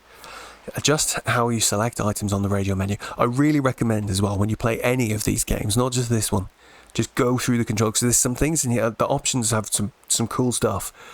So radial menu settings, I'm going to pick type 2. So although this description down the bottom there, so release right stick to select an item is the default, which we were just talking about, but press right stick to select an item just makes it a little bit harder to accidentally do it. So now essentially what I have to do is I have to click the right stick to make it do the thing. So it's a bit nicer, you don't accidentally do stuff as much. The other option I really like in here, I've just remembered as well, is we have player silhouette is off by default. I would put this on. You've got an option in here of white, black, yellow, red, blue. I'm just going to put white because that's good enough for me. And all that means is when I'm obscured by not my own guys, but like the large bodies of the monsters that we fight, you can see an outline of yourself, which is quite handy. Where are we coming to now? Got a nice little lake here with these guys. So these kinds of wildlife have interesting behaviours. So we want to kill these guys, and we're going to. They run away though, so you have to be careful. You look, the ones in the distance are running off. And what they'll do, I'll just carve this guy while we're letting them run. They go to a bush like they've just done there, or to the side of the screen usually, and then they just vanish, which is a little bit annoying. And you can't get them. Some creatures just do that, and there's not much you can do about it. Start lugging. Oh, I was trying to carve him again to see. And you can see now, look, actually, we've got the outline around our character, because we're inside the body of that creature. But what I've got here, I've picked up a gargoyle egg. So I can take this to my supply box. The box where we got the freebie temporary items, if you remember. You can wire bug while using this, but you can see I only walk in a very silly way now. So they're very tricky. The eggs aren't the only ones, they get different ones as well. They're only worth it really, I think, if you're doing a mission that needs them. I haven't really found much need for them otherwise. One thing to know though, if you press Y to put them down, or if you fall too far, you drop them. And once you drop them, they're gone. Which I think is a bit silly if you purposely put it down. But anyway, so just be mindful of that. So it doesn't look like we've got any more mining spots here. But look, another gargoyle. They eventually respawn, as you can see. Look, they've come back out of the bush here. So we're just going to go and murder another one. Oh, damn, I was hoping we'd get a cool jump attack on him then. No such luck.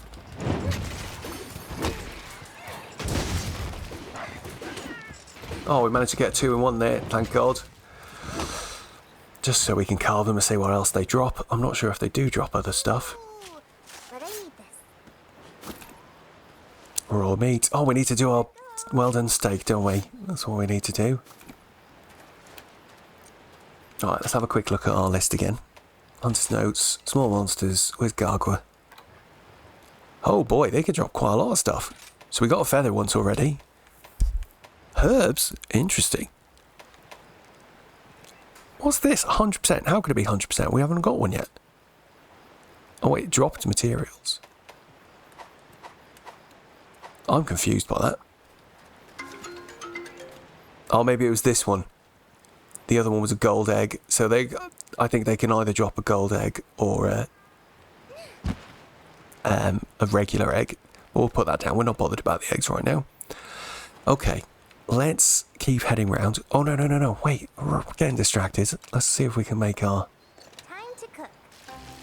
Excuse me, Mr. Gargoyle, we're cooking.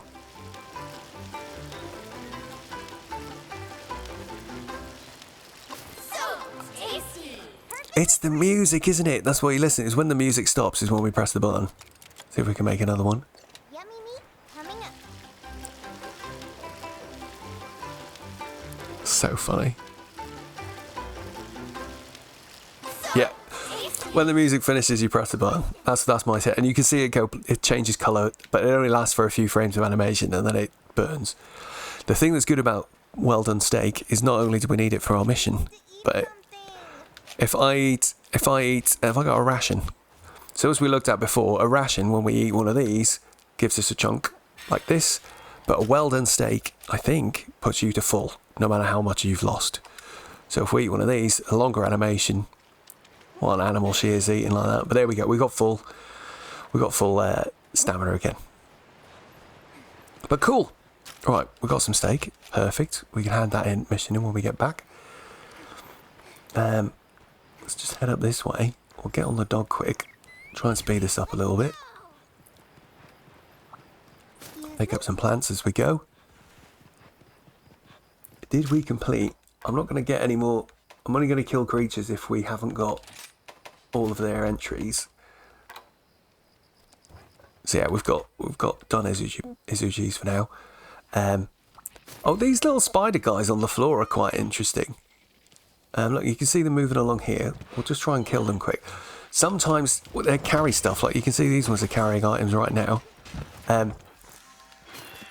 But they often carry like monster parts and stuff like that. It's quite strange. Let's see what this one's got. You got anything good? We got a couple of good things there. Oh, ripened mushroom.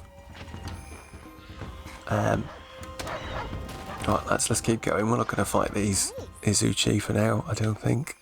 Oh, they killed one of them. Oh, good job, lads. Good job. Excuse me? Bomberies. We'll grab those. So it's looking like there's another thing up here somewhere. Oh, trap bugs. Insects with sharp horns. A monster that tramples them will flee temporarily. That's what these guys are, so we can put them down. Should we test it, actually? I've never tested it. Maybe as we go up here, I'm sure there's some enemies up here. So you can see here, it looks like it's up the top of this hill. So should we just see if we can go like this? Oop, oop, oop, oop. Oh, all that stamina is very useful. This is the jewel lilies that we talked about way back when. So this is where we can use a great wire bug. I'm not even sure. How do I see how many great wire bugs I've got? How do we see that? Because they're like items, but I'm not sure where they go.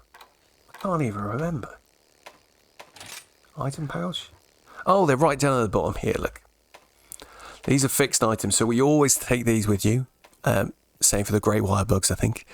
So we've got nothing to really worry about at the moment. We've got 4.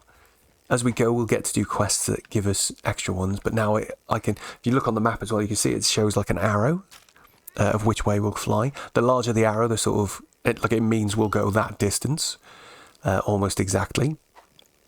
So we'll use that in a second. Let's raid this bone pile. So where is this slightly to our... Where is it? Oh, there it is. Donk. Gotcha. And let's see if we can get back up there. What have we got there? Thunderbug. We'll grab him.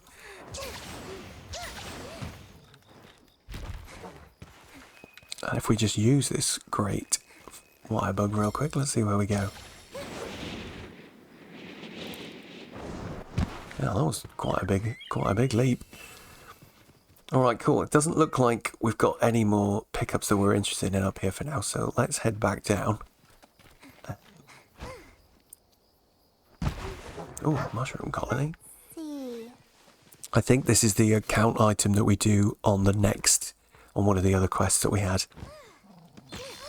But for now... Whoop. There we go. Let's get back on the doggo. Run, Woofy! This character's voice is quite annoying, actually. I wish I changed it. But we'll put up with it. A good option, you can change the language, but only from the title screen, but you can change it to Japanese, which is slightly less annoying. But there's also Monster Hunter language, which is quite funny sounding as well. Oh, we've got a bunch of different creatures here that we haven't seen before. So we've got this guy here, this warthog. They're quite annoying. These guys are actually notorious on this part of the map, because the wildlife like this, they can get threatened by you even while you're fighting big monsters, and they just come and start hitting you while you're fighting, which is very annoying. And these little insects are especially, these guys here, because they can put you to sleep, which is really, really annoying when you're fighting a giant dragon or something. They're also quite difficult to hit. You can use your kunai. We do have some kunai. Where are they? But these really don't do much damage. Thankfully, he didn't explode. The thing with these insect creatures is they do randomly explode and you can't carve their bodies, which is a bit annoying. I thought it was to do with what weapon you killed them with when I first started playing, but I don't think... The more I've played, the less I think that's what it is. Where's our green pickups, man? Just hoping we see another one by now. I spy some sleepy bubbles over here. Is this another warthog? Sorry, mate. God, one hit killing them. This sword is brutal. I'll take this. Thank you. Bullfango, we'll have that, please. Oh, look, we've got some green dots showing up on top of these hills here. Let's have a look around. I've just realised, hang on, I can't pick up the dragon strike nut. Why is that? Are we full on items? Oh, I must have picked maximum. Where are those dragon strike nuts? What do they look like? Yeah. So you can see some of the items have like a limited stack size. So you're only allowed to carry like however many. So 5 of these Dragon Strike nuts. I've never actually tried using it. Can I just throw that? It's in my field pouch. It doesn't seem like it's in my items here. Interesting. Who have we got here? Oh, more wildlife. Big fishies. Murder a couple of these.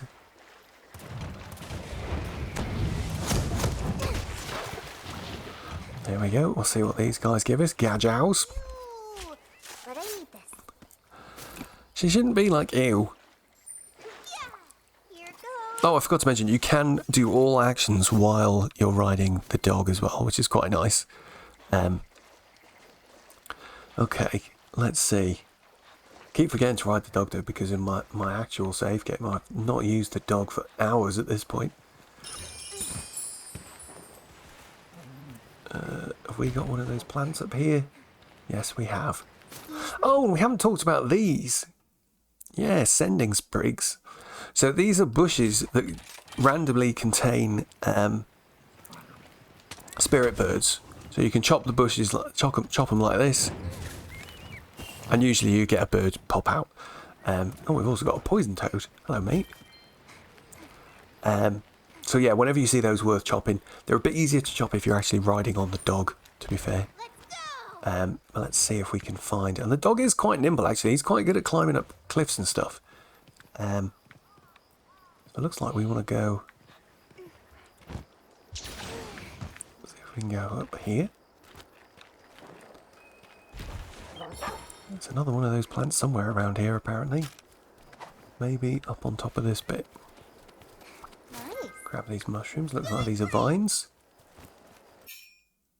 Unlocking sub-camps. Oh.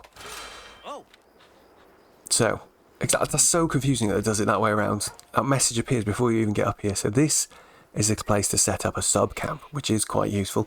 These essentially become extra sort of fast travel points on the map.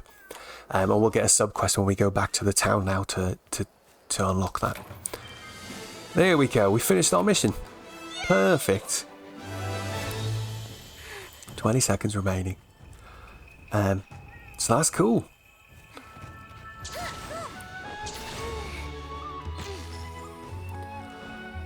Right, back to base, and we'll carry on.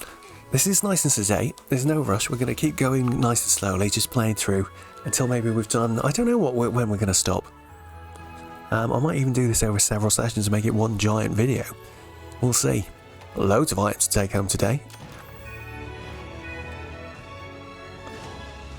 Oh, and you can see here, Doggo and Palico leveled up there. Nice.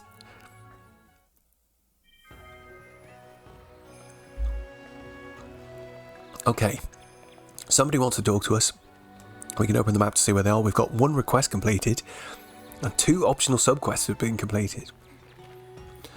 So, thinking on it. So, the shop guy is always who we go and talk to when we find a sub-camp for some reason. And he tells us about it. He's like, well done. And he'll give us a little mission now. Here we go. So, slay 8 Izuchi. Perfect.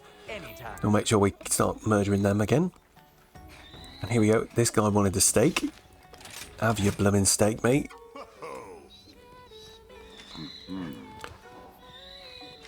Oh, what are you talking about? Okay, fine. He was just saying, talking a load of nonsense. I thought he was going to give us another quest. Definitely sounded like that. Nobody else wants to talk to us just now, so that's fine. If we go to the blacksmiths real quick, we should have some more stuff in here now. Maybe we don't.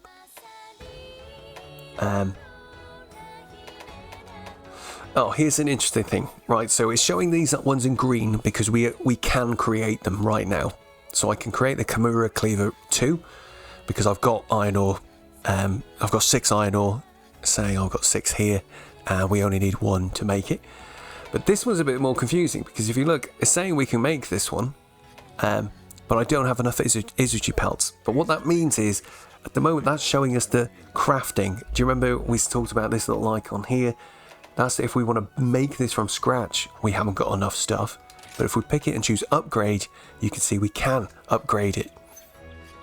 So you can see now we've got the materials are shown over here are different. So we've got the materials to do that. Why would we want to make one of these? Well, it's interesting actually, because like, so this is 90 damage. This one is 60 damage. Feels like a no-brainer already, but it does have 10% affinity, so you get higher chance of doing bonus damage. So the other thing to look at, if we look over here, is you can see the sharpness gauges are different. So we didn't actually talk about what the sharpness gauge even means. So, God, this thing, I don't understand. I still don't know what this little bit underneath means. I think this might be related to, there's a skill called Handicraft later, which increases your sharpness gauge max. And I think that's showing us what the max we could get if we used that skill. Very confusing. But generally, you do, I don't know whether you do more damage or not, depending on the colour. But you have more chance of bouncing your attacks. When you hit them, sometimes you ping off them.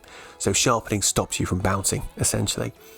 Some parts of the enemies will always bounce, like if you have something that's got a hard shell, fleshy bits are always easier to hit.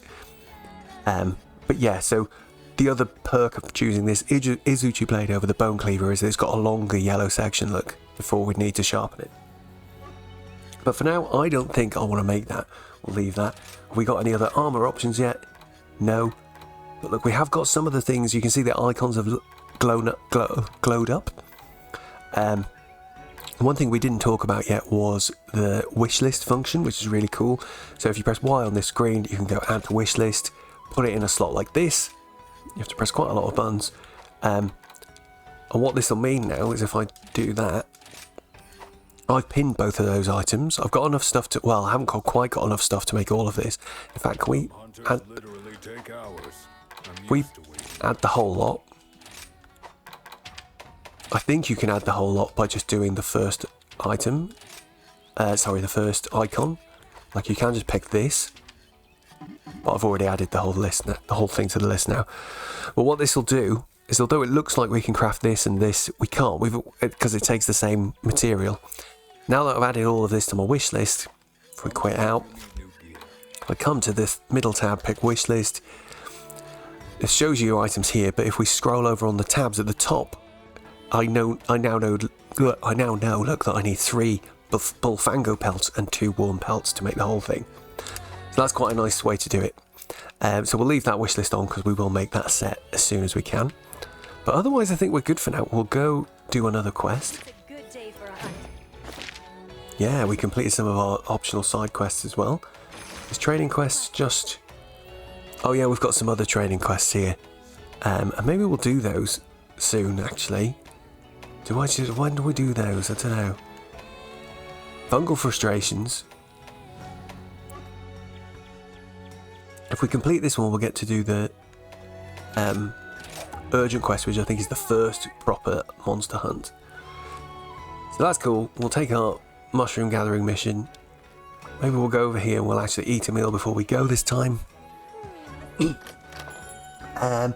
So on this screen, we can do eat a meal, Motley makes some gestures. Gestures is just goofy stuff you can do, I guess, for while you're playing multiplayer.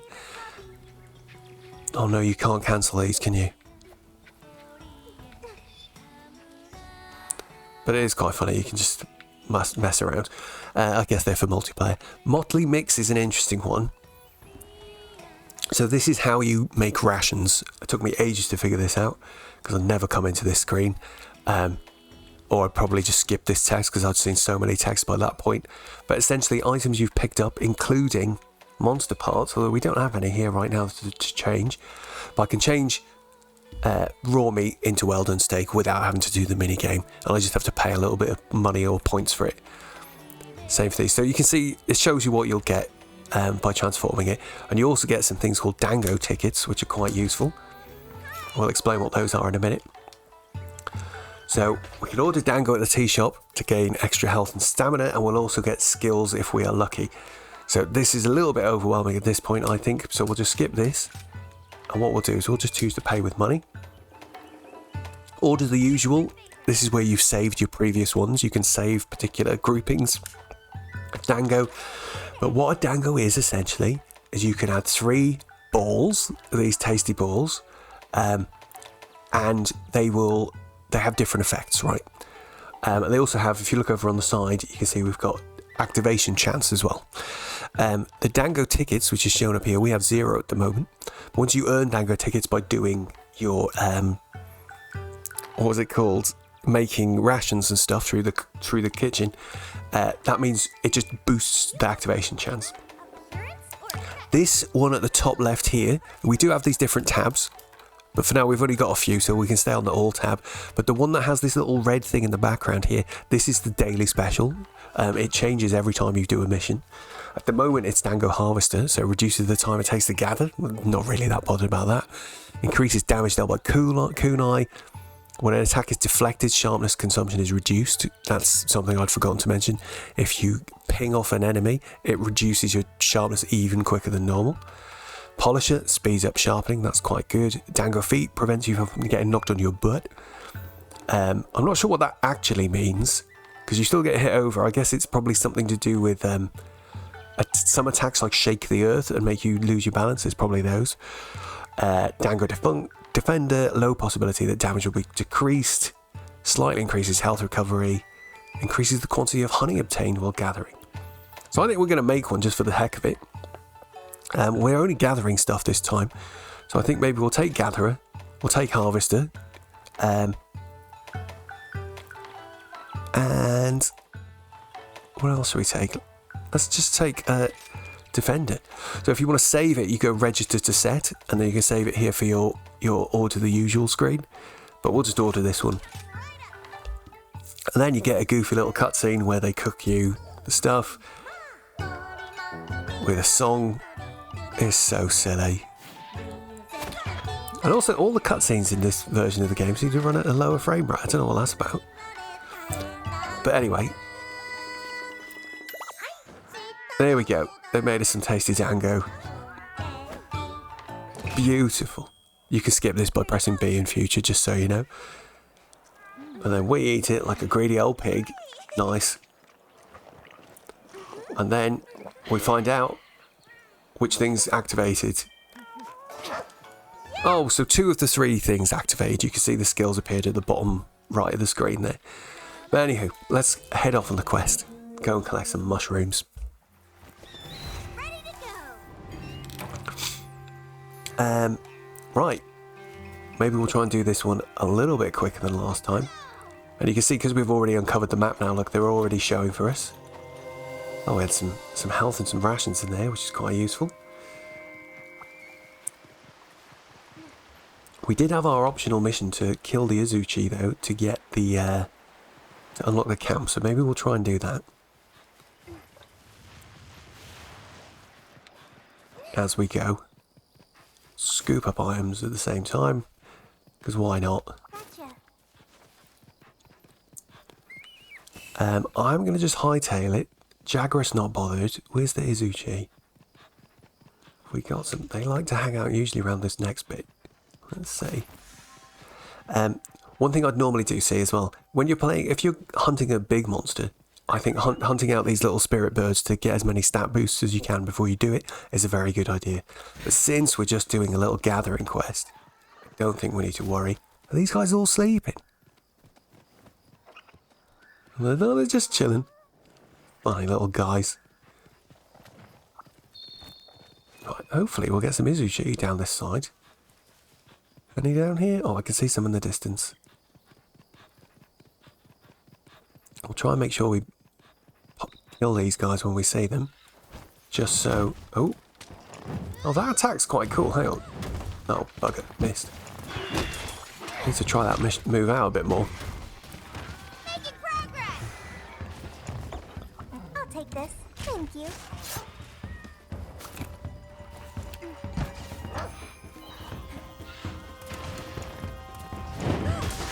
Oh, that's quite interesting. I just did something by accident there. You can... So, I didn't mention this when we were going through the weapons. Pulling your weapon out. You can press right trigger to pull out your weapon straight away as well. And it's actually a lot faster than doing it the normal way. Yeah, I think it is. That's not too bad, actually. But just pressing, at least you're going straight into a guard that way. We haven't even got to use that yet. I'm sure there was one more Izuchi. Or did we kill 3 already? No. I thought there was 3 here, but maybe there was only 2. Anyway, if we head back this way real quick. It looks like a lot of these mushrooms we want to collect are up in these mountains. You can try and climb up. They're a bit tricky to climb up. It took me ages to realise there was this little path that took us up neatly through everything the first time I played. Oh, and here's an example. So when we're on the dog, if you press X, you do a nice attack like that. It's just quite quick. Don't have to pull your weapon out. Bit quicker than doing it with your big fat greatsword. Got some earth crystals. Tasty. If we follow this path up and around, we should find some more mushies. Well, some mushies just generally. We haven't found any of them yet. And also some more Izuchi. Come on, give us your pelt or whatever. Thank you. Or maybe I don't need to keep murdering them unless there's something specific we want. Seems like we've got... Is this one of those? No, that's just a nitro shroom. Who's this guy? Oh. There's these special birds that you find around the levels that do different effects as well. Oh, I forgot about those. And sometimes you'll be running around and it just says you found one of these things. I can't remember what the proper name for them is now. But we found our unique mushrooms, so that's good. We raided these little palicos had their own little storage, so we've just raided that and got some items. Very nice. Let's see what else we can find. That looks like some more mushrooms just ahead. Anything useful in here?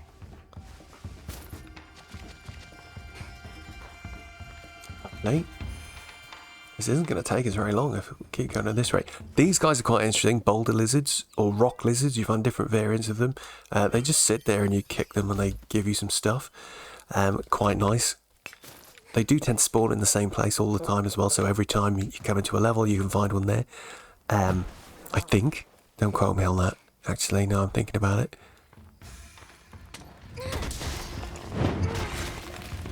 Sorry, Mr. Izuchi. We need that sub camp opening. Ooh, but I need this. What else we got? What else have we got?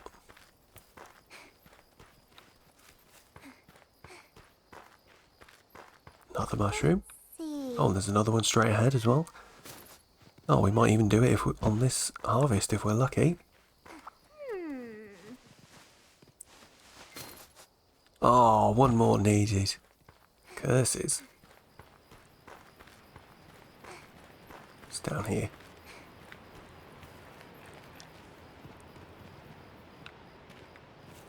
Nothing really interesting. Oh, a bone pile. Anything useful in Oh, do you know what? We forgot to take a new set of optional missions, didn't we? I should have... That's bad form, Rob. It's very easy to forget stuff in this game, though. I know it does. I think we must have just lost a chunk of stamina, but that's no worries. Don't worry, Utsushi. We're good, mate. Okay, let's keep following the path upwards, I think. And hopefully, there'll be another mushroom just up here. Hello, Mr. Bitterbug. Get in my pocket.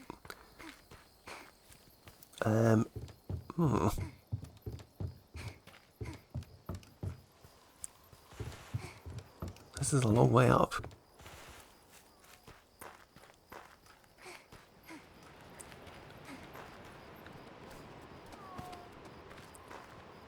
I remember right though, yeah. I was just thinking I could see them on the map. There's some down here, so let's just go and get those. We'll just do a run and jump. Remember, no fall damage. Lovely. Come on. Hey, there we go. We did it. We beat that monster good! We beat that monster good, mate. Are you sure?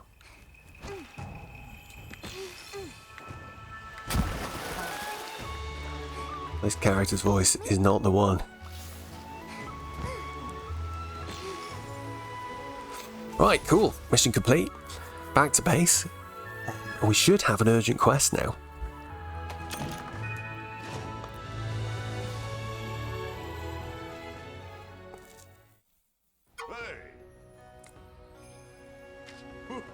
Oh, Yomogi's upset.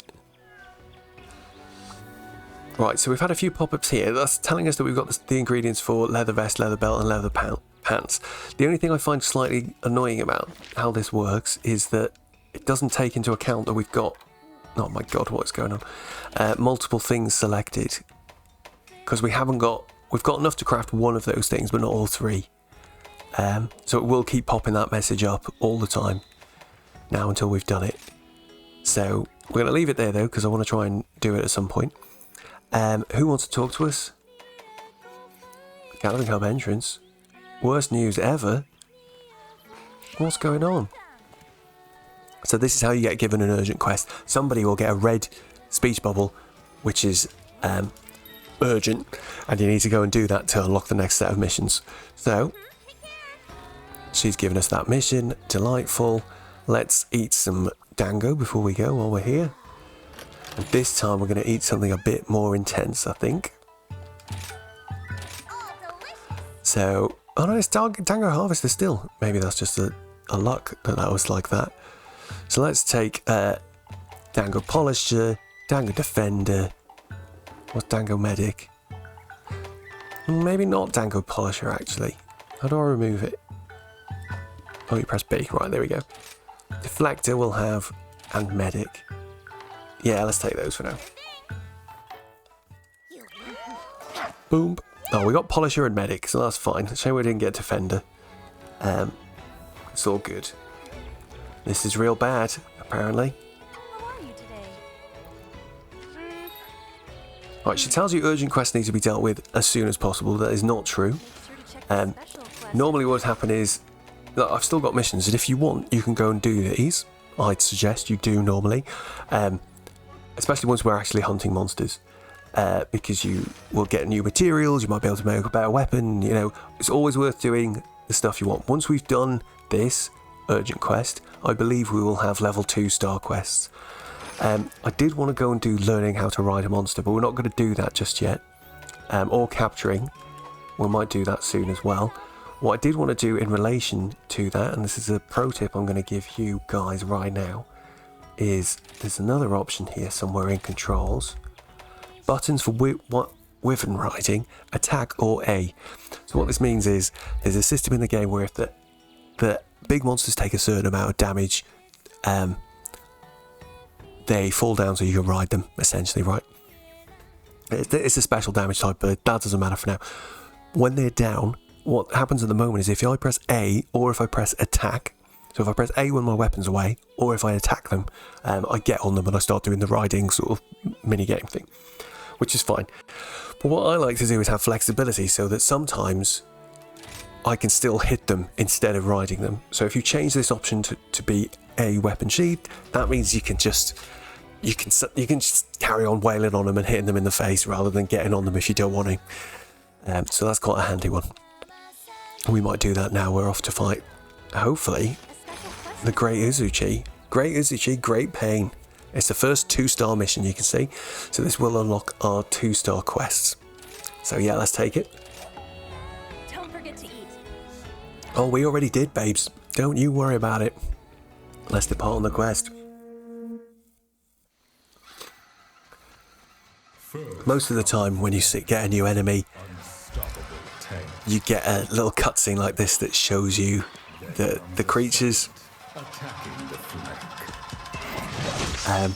They're quite cool, some of them, but also some of them are very silly. Especially with these weird the translated sort of dialogue is a bit cheesy because of the rhyming nature.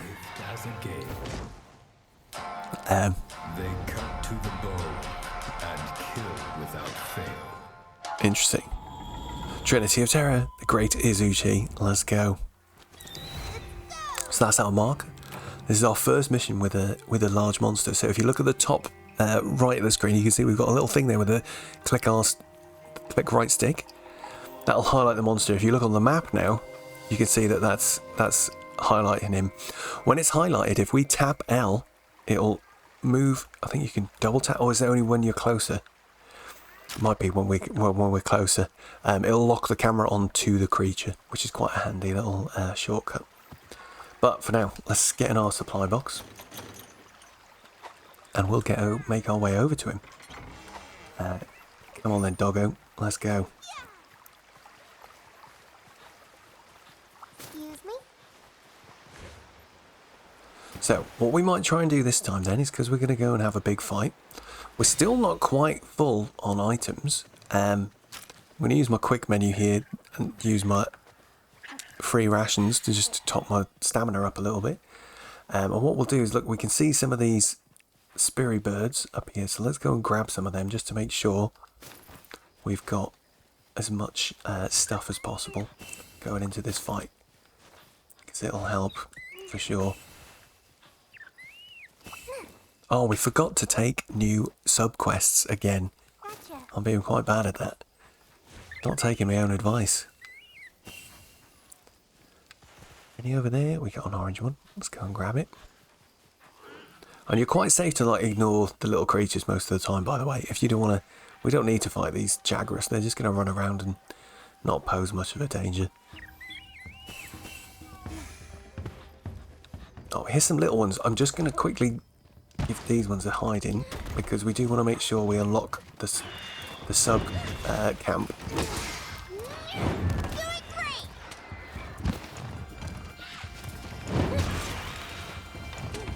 Come here. Oh, good one, Palico, mate. Let's go! Oops. Oh, he knocked us out of the air. What a sneaky little bugger.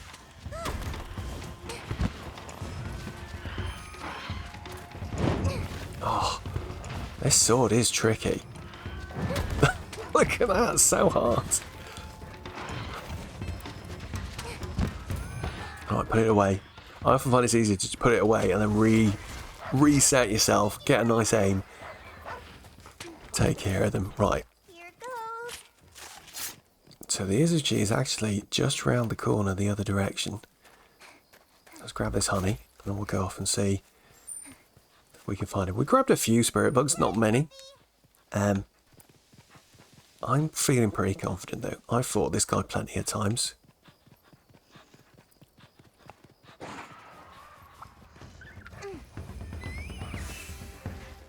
Well, there's another one. We'll grab that one instead. Oh, look, we can see him down there, actually. This is quite... Oh, I was enjoying that vantage point. It was quite good. So there we go. We can see him up ahead. I think we'll go and just start fighting him. So the main tactic I would suggest you take when you fight a big monster the first time is to just really spend the first, like, 5-10 minutes of the fight not even with your weapon drawn. Because this is a very slow game, a very deliberate game. So what we want to do is get his attention. Oh, he's already dropped some materials. Interesting. I might have to go and hit him because it's the night time. Oh, there we go. So yeah, this is telling us we can click right stick to target the monster on that box in the top corner. And now if I tap L, it'll look up the monster briefly. It doesn't do a full-on sort of target lock. There are ways to turn that on, but I wouldn't recommend you use them. Much better to have full control over your character, which way they're facing. But what we're doing at the moment is we're just going to take our time. Look, the enemies in this game are designed to kill you if you just go in mad and button mash. And you can't really button mash, especially with the weapon we've got. So what we're going to do is just take our time. He's got a few attacks that he can do. As we progress through the game and difficulty of the missions, he'll get more attacks. Which is quite a nice layered way of it doing it. So he can do a bunch of different stuff. Oh, that's his biggest attack there. Look at that long recovery he had after that. Well, great chance to hit him. Let's see what else he can do. So ducks down, does a little sweep attack. Okay, what else can you do? Oh, a little quick bite. Okay. A little scream and then he does a flip over. That's got quite a long thing as well. Another quick bite again. Come on. What else are we going to do? Quick bite again. He's going for the palico because the palico's hitting him. Come on. Oh. That again. Right. I feel like we can start trying to hit him. Oh my god, we hit him over straight away. Very nice. So let's try and get a charge attack because he's down.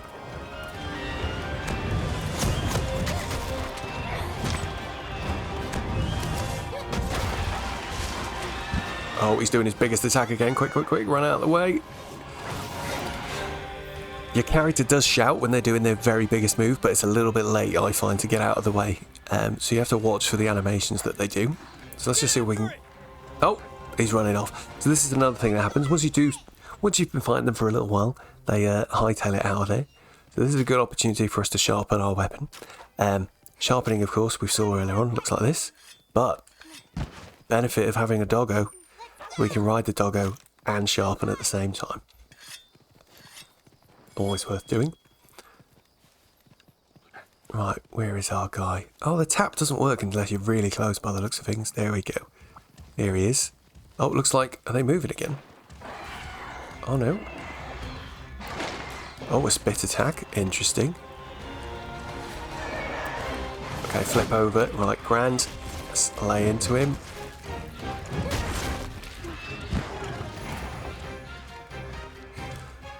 See what else we can do. Oh, that little crouch, he's done that a few times actually. He does like a little crouch down and then he runs forward swiping with his hands. We've seen that a few times. Quick little bite. I think we can probably get a hit in after that. So now we'll just start watching for his attacks. Oh, there's a spit as well. That's quite an easy one to see coming. Shouting. Oh, big attack. So if he does that big shout, that's when you know he's going to do that one.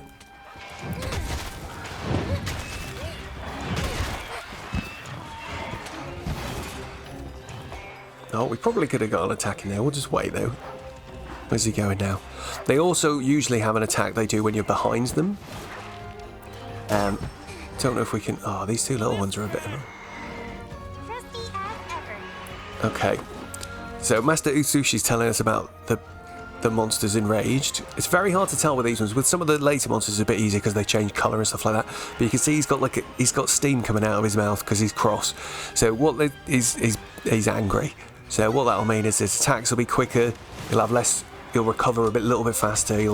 Won't stand around waiting for you as much, basically.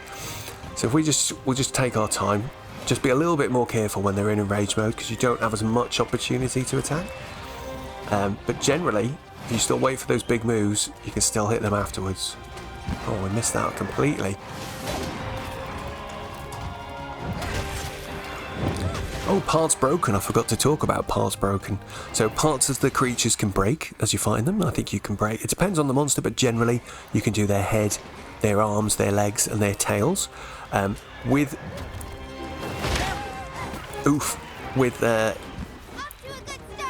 bladed weapons like we've got here, with some creatures you can cut off their tails for extra carves, which is quite cool. But he's doing his big spin attack again. Go on. 1, 2, 3. Off he goes. See if we can get him.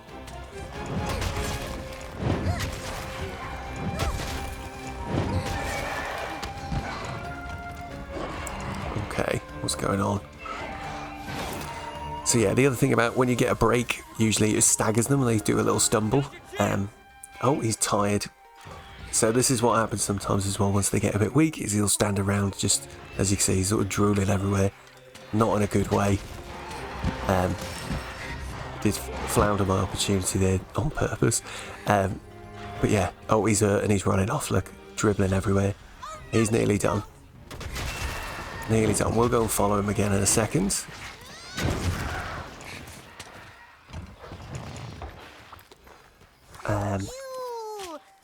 Right. So what's this? Oh, I think our little Palico's put that on the floor for us. There's a healing fruit. Grab that, get some health back. That's nice. Maybe we'll eat another ration just to keep our stamina topped up. And let's get on the dog. We can also heal and eat rations while we're on the dog. Oh no, we can't do that yet. Can I sharpen my weapon, please? That's what I meant to do. So we can just see him at the top of the hill, look. This time we'll go for a running attack. I'll jump off the dog. That's another nice tactic I like to use.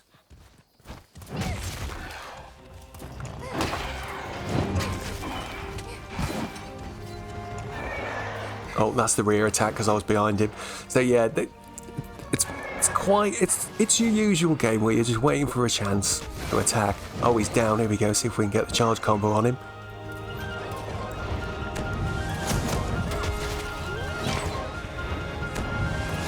Oh, he gets up real quick. Where's my... Oh, I didn't do this. Oh, no, here's the third one. Pushed my luck and paid the price. We didn't take much damage, though. We did quite well. Let's take our time, let him do something. What's he going to do? Oh, the big spinny one again. We run back. Oh, he's going for the palico, not me. Oh, yeah. Messed that one up. That's okay. We got loads of health. He hasn't hurt us very much at all. I'd forgotten how easy the village quests are. But village quests are designed for you to sort of get the basics of the game, learn how the controls work, get your head around things. And once you're feeling a bit confident, or like that the village quests are too easy, that's when I'd recommend you go and start doing the hub quests instead. I think when he does that, oh yeah, look, it looks like he's called some extra help in. What we'll do, let's let him get a bit closer. We'll use this flash bug.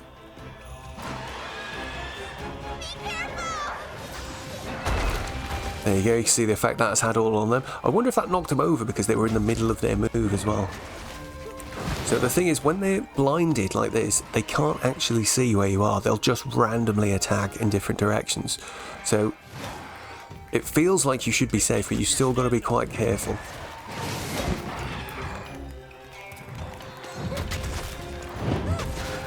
What we haven't done at all yet, actually, is use our wire bug move. Oh, we missed! That would have looked cool. Good grief. Get ourselves some room. Just coming out of it. There we go. What we do want to try and do, I'll see if we can land this wire bug move. I want it to look cool. I'm sure we can look cool. We try. Right. Oh! God damn, that's quite a long range move, isn't it? Let's see if we can do it again. Oh, not on the small guy. Not on the big guy.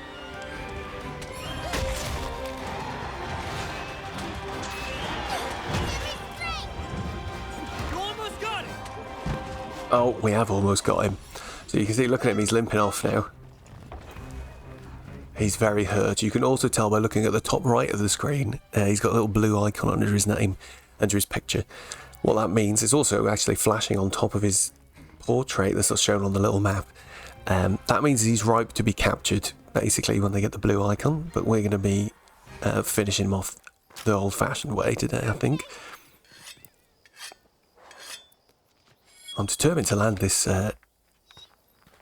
this wire bug move we've got. Where is he? Oh, this is another thing that happens. You'll find when the creatures are really battered, they'll go and hide somewhere, maybe go and sleep. We've got to be careful here because I think like the little one will wake him up if we're not careful. So you get items later, like you get bombs you can put down on them when they're down, sleeping like this. He's just having a sleep. He can't recover his health. You don't have to worry about anything like that. But what I might try and do, see if we can run up the wall quick. Oh, god damn it. That would have been so cool. I want to do that again. Let's try. Come on. Come on. Yes. Come on, come on. We'll see if we can land that wire bug move. I really want to get it. Oh, good grief. Getting greedy.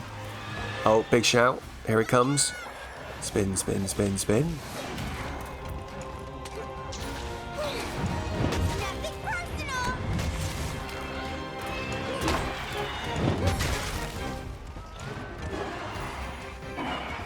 Spit. Yeah, fine. Oh, he's down. And we killed him. Lovely. God, my character's voice is really starting to do my head in. But there we go. And now we've done it, we can skin him. Now, we did talk about maybe capturing the creatures, which is another option you have, but of course, if you capture them, you don't get to carve them afterwards. Great Izuchi pelt, lovely. Screamer sack. And a great Izuchi hide, lovely. You also get a longer timeout. If you kill the monster, it takes 60 seconds to reset. If it's a gather mission, or if you capture them, it finishes in 20 seconds for some reason. I'm not really sure why it works like that, but it just does. Let's scour this bone pile real quick. Might as well grab a few more items while we're here. Oh, we still haven't done our Gathering Bone subquest. Nice. Grab some potions. Anything else? Oh, we're done. Pat that doggo. Lovely. I'm so proud of myself. Me too, mate. We smashed it.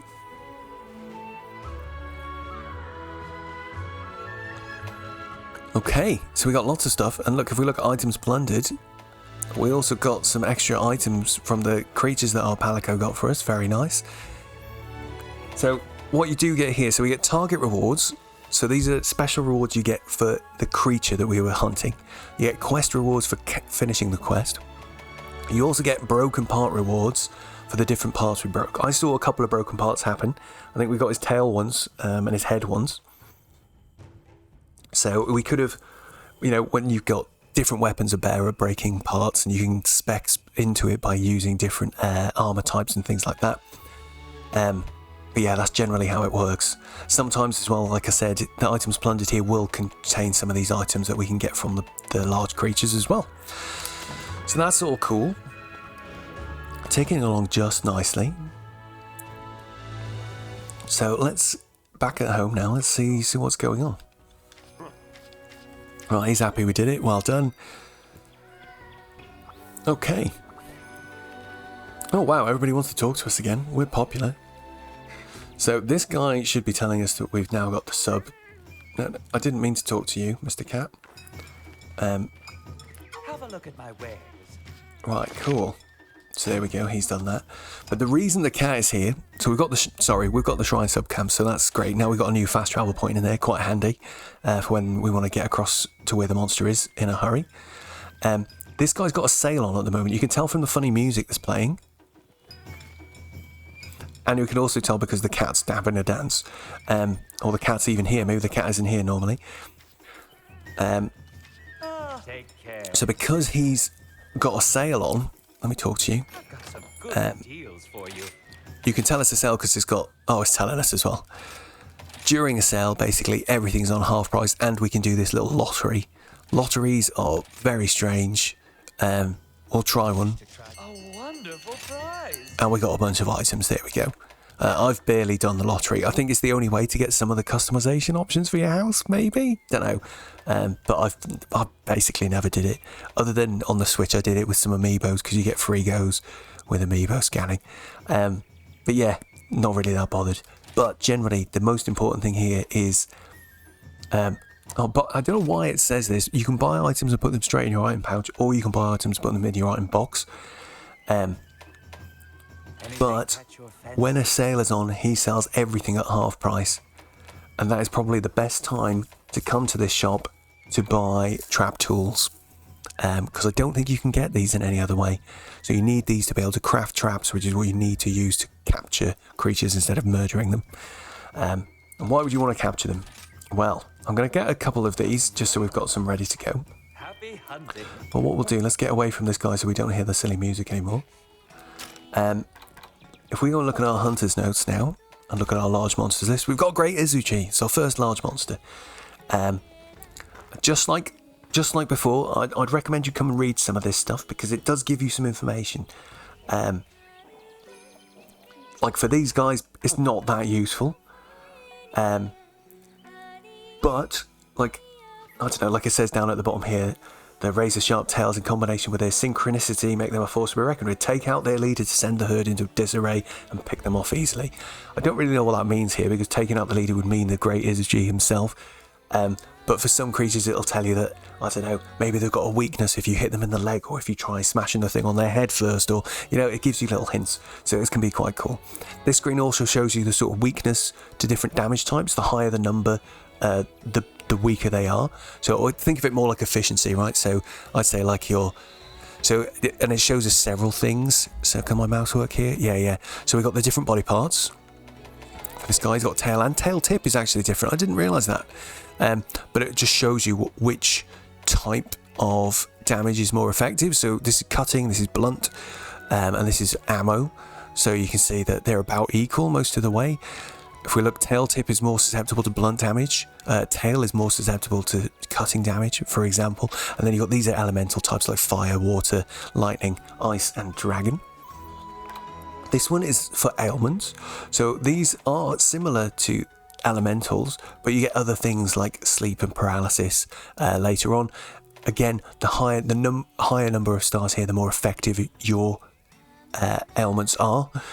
So, you know, poison's really effective here, paralysis really effective, sleep really effective. These bars I've never quite understood. I think it's trying to, initial resistance, next resistance, maximum resistance. I don't know, I don't really get what they do. I don't think it's that important. But I think what it's trying to say that if we, you know, I understand sort of effect duration, but like, yeah, I'm not really, this guy's all the same as well, so it's a bit hard to maybe demonstrate it. But the reason we came here was to look at this screen, which is the material screen. And what we can see here is all of the different materials we can get and the chances of getting them. So we can see target rewards, capture rewards, broken part rewards, and carve rewards. Sometimes as well, you'll see this little icon here. It took me ages to figure this out, but what that means is there's multiple ways of getting that thing. So in this case, it means we've got multiple dropped material options. Sometimes it might show us carves and have an option because there'll be a carve for the body and there'll be a carve for the tail. Broken part might be the same. You might have multiple different broken parts that drop the same piece of stuff. You can see on the Great Izuchi we're missing one more piece here, which is a bit of a shame. And if we look, does capture show on this guy at all? No. Because sometimes, again, looking over here, oh yeah, capture rewards does show. You can see that capture reward has a different chance to just target or even carves. So if we want a Great Izuchi pelt, we actually have a 39% chance of getting it one time from a capture, but we only have a 33% chance of getting it from a carve. So it's a slightly higher chance of getting it from a capture, essentially. But the thing is, when you carve, you get 3 chances to carve, right? So I think it's kind of, I don't know, it's a bit tricky. Some things you can only get by capture, so that's what I primarily use it for. But yeah, we've got Woven Riding. This is just, this screen is basically pointless because it's basically the same for every creature, but you've got different moves you can do while you ride the monster, and this is the move list, essentially. Right, next, let's have a quick look at what Hammond's got on offer now that we've killed one of these things. What do you need? We haven't got an Izuchi tree yet. I thought we might get the Great Izuchi. Oh no, we have got the Izuchi tree. Of course we have. We need 2 Great Izuchi tails for that. You see, that's our first weapon that's looking like it's got a good chunk of green sharpness, which is nice. But let's have a look at armor. Are you foraging or upgrading? Oh, it's like we've unlocked a bunch of stuff here, actually. So, this took me a while to understand what was going on here, but you get this camera ones in white and in blue, and leather in white and in blue, and I think they're the only ones that it does that for. But this just means you can buy this armor set outright. So we don't need to craft it anymore. We can buy it. That only happens with some of the basic sets. It doesn't happen with every set. But we could just now buy the leather set if we wanted it. Which I might do just because I fancy wearing some different threads, not going to lie. So why don't we craft what we can and buy the rest? Well, how much does it cost? 300 per piece? Maybe not. Let's have a look what else we've got first. So chainmail is a good set we can make using some of the ores we've crafted. So I think how this works is you get extra sets depending on what star rank of missions you're on, and then what creatures you've killed as well. So once we've killed the next sort of creatures, they'll start appearing in this list as well. So let's have a look. Izuchi, what do we get? Critical Eye, Recovery Speed, and Constitution. What do those even do? Speed healing of the red portion of the health gauge. So when you get hurt, you lose a chunk. The red part recovers slowly over time, so that speeds that up. That's quite cool. Constitution reduces stamina depletion. Critical eye level 3 is good. We get a higher chance of crit damage, which is very cool with a big slow weapon like what we've got. Hunter set. Item prolonger. Extends the duration of some effects. Attack boost 2. Sounds cool. Quick sheath. Also sounds cool. Means we can put our weapon away faster. And given we're using this big fat sword and we need to put it away and run around quite a lot, that's good. Stun resistance. Reduces stun duration by 90. That's pretty cool as well. I think I want to go for this set, actually. What do we need for that? A bunch of stuff. I also want to go for the Izuchi set, because it just looks cool. Look at it. You can press the X button to preview the sets here, so you can have a quick look at what they look like. Hunter set looks quite cool. Chainmail looks good. Leather looks good. Sweet!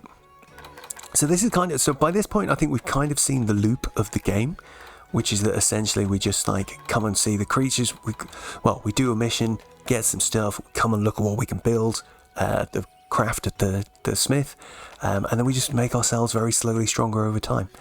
I'm just wondering how... I can't remember how soon it is until we get like more mechanics that make this interesting, because over time one of the things we do get is an ability to make decorations, which are like gems you can put in your armor, and essentially what they do is they give us, you know, they let us add to, like if we were taking Hunter as an example, we can make like an extra quick sheath gem, which would give us one more extra point in quick sheath. And you could put one of those in each of your armors. Have these got any slots? No, the slots are shown over here actually. So none of this armor's got that yet. It might be once we get to Hunter rank that starts to happen. But this is pretty cool. I think we've done a pretty good explanation for now. Let's just do a little bit more. Maybe we'll do 1 or 2 more missions before we wrap up.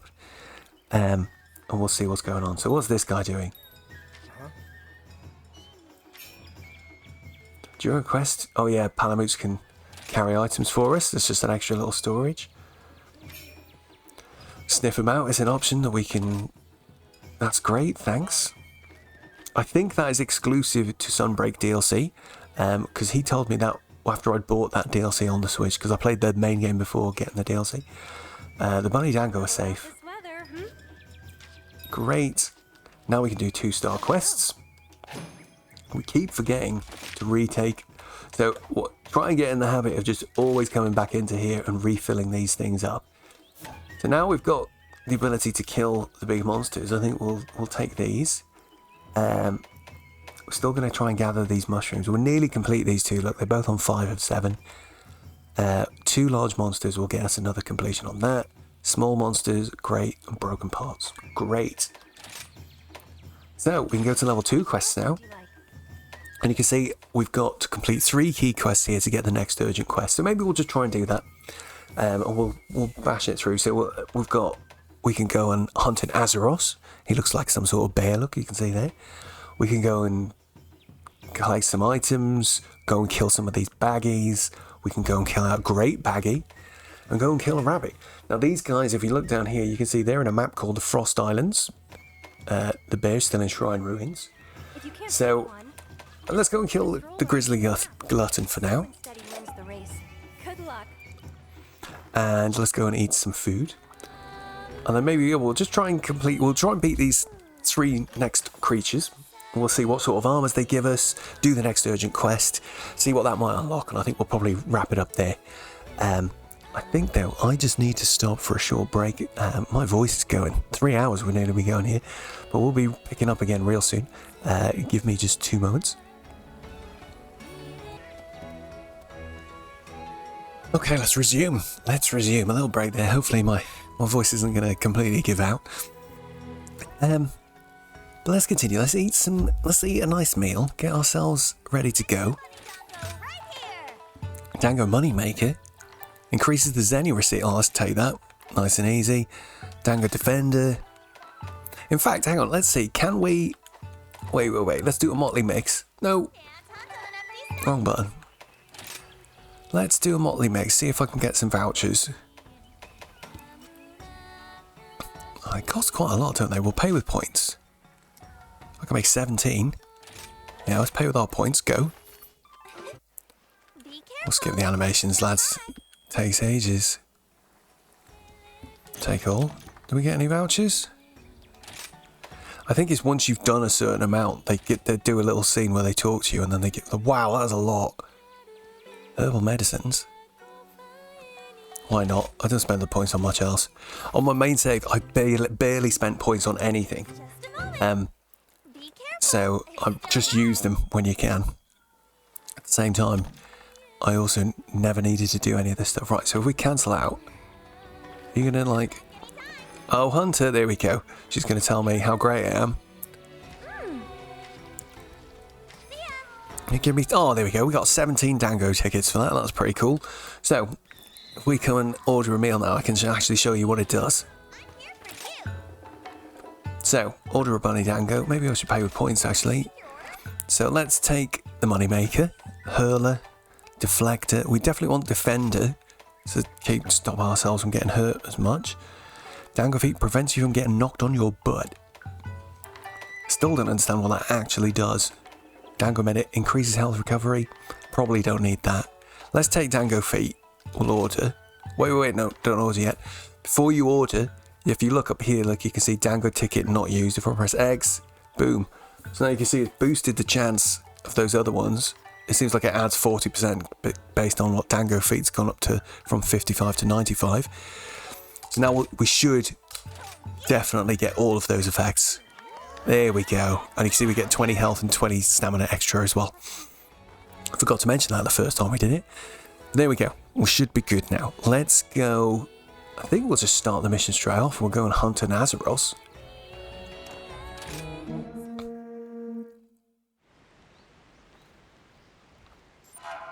Sorry, we'll skip the scenes in the interest of time.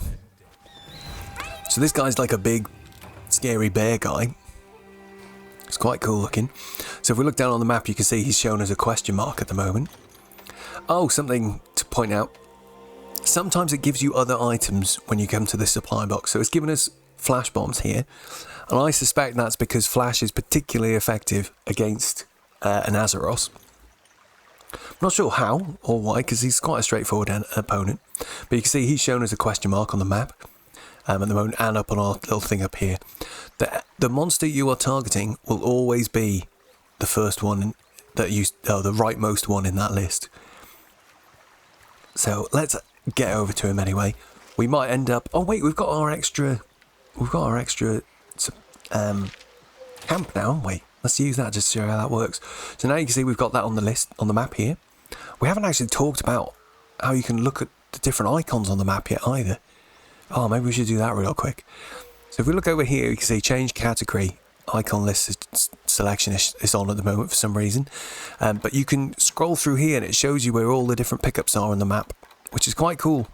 And it stays on as well. So if I come out of the map now, like this, although you can't see it down in the bottom left corner, but when you press L1, you can see those icons. So those will be the icons, whichever icons you last selected on the map.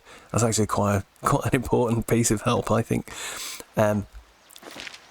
Sorry about that. What you can also do is press X, and then you can go through the things you've found so far and pick just that. And it'll show you exactly where those things are only. But you do have to have found the things first for it to work. All right. It's quite good when you're trying to find, like, shimmering red berry, for example, is those account items we were finding earlier on. So if you wanted to go hunting those again, that's how you do it. Cool. So for now, I'm going to just leave it on blank map because I'm happy. I don't need to find anything specific. But we can pick by pressing A and we can fast travel to the other camp. Plump. Off we go. I'm back. And then we've appeared here. We're nice and high up. Don't know if we can actually see Azeros from here. I don't think we can. I think he's over. Whoa. I think he's over this way. Down there somewhere. The draw distance is pretty good in this game generally. You can see really far. We'll hop down here because we want to go down here and get these bullfangos because they've got... Oh, if we look at the map, you can see they've just been moving around. That's one thing I didn't mention. Down on the map, sometimes when the creatures move, we can't see it just here, but it puts like a little crosshair and a dotted line that shows you where they're moving to next, just for some extra info. But let's hop down. we'll try and get these bullfangos, because if they drop me some extra hides, that'll be well good. Because we wanted those. Oh, for God's sake, come here.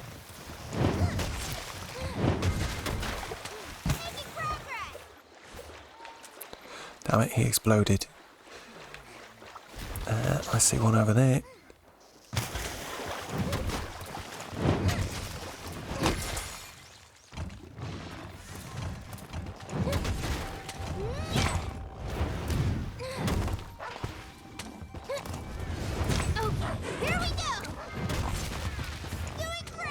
Bit overkill, but we did it.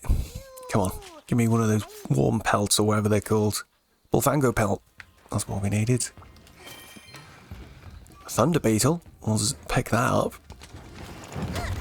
See if we can use that. Try and use one of those guys on the Azeros.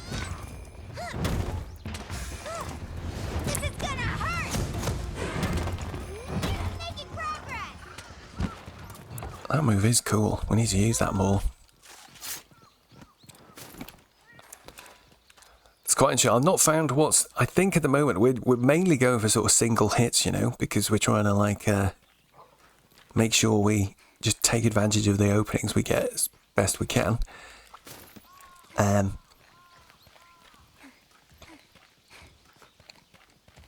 do we go for the Izuchi? There's our target right up the end. You can just see him walking around. Maybe we'll try and give the Izuchi a bit of a beating while we're here. Oh, is he running off? Oh, just in time to show us the little thing on the bottom of the map then. We'll let him go for now. But you could just about see he's done a little cross here and he's just done a dotted line to show where he was going. So off he goes. We'll let him go for now. Come on, doggo. Let's go and get our friend up here.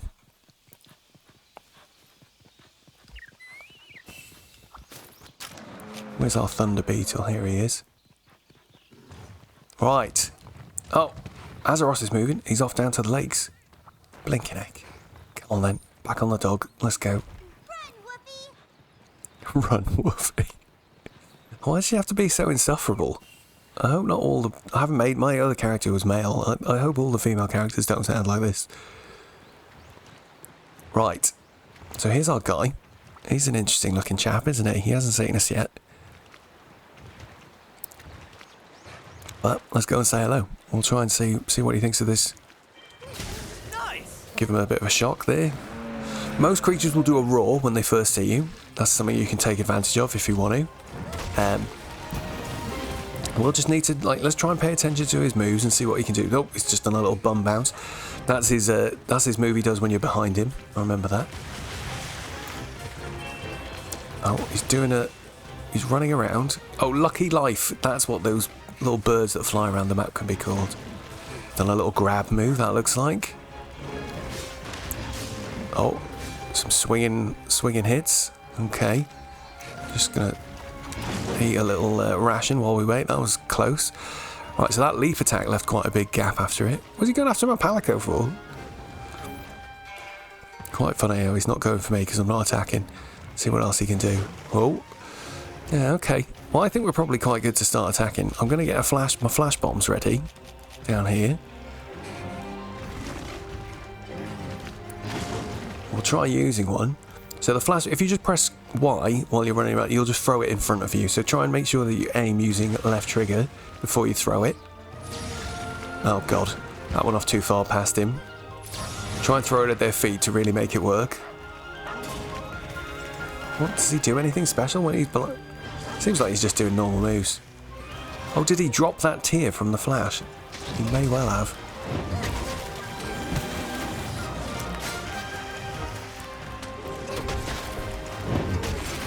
Oh, bum backwards move. No, I thought he was going to do it.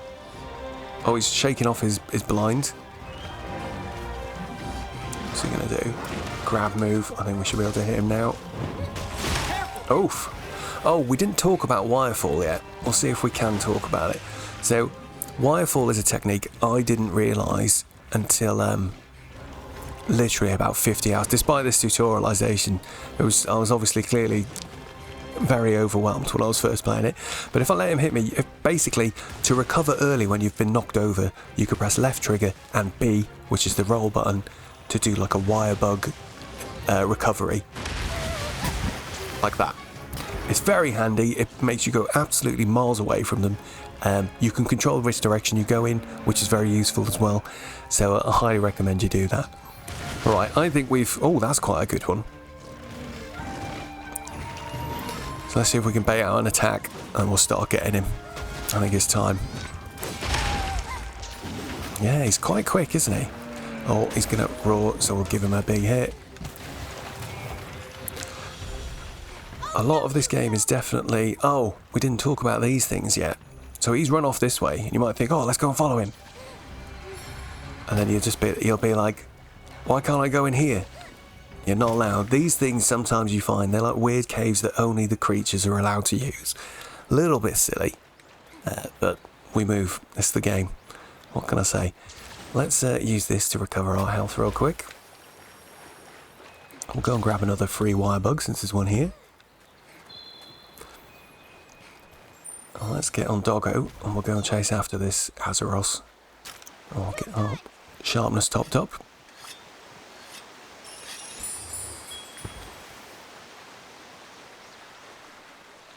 Right.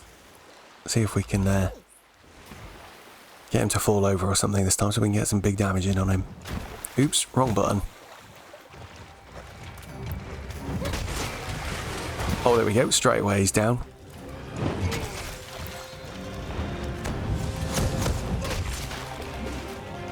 Oh, I'm struggling to find the timing on how I'm pressing it too early.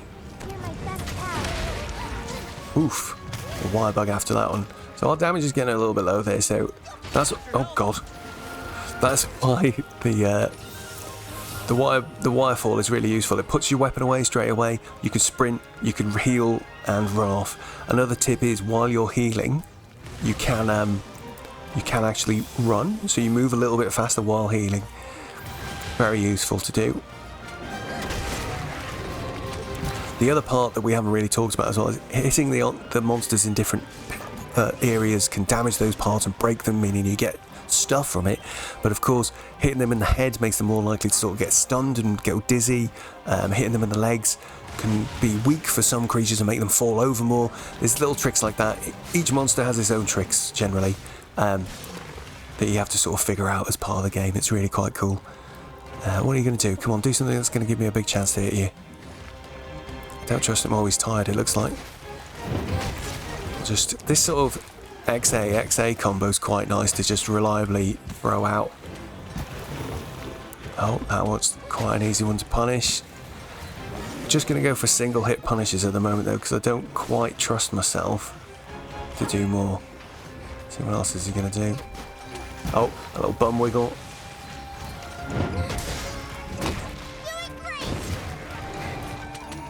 That feels like that should do a double hit, that last one. Why does it not? It kind of makes me want to go into practice mode and figure it out.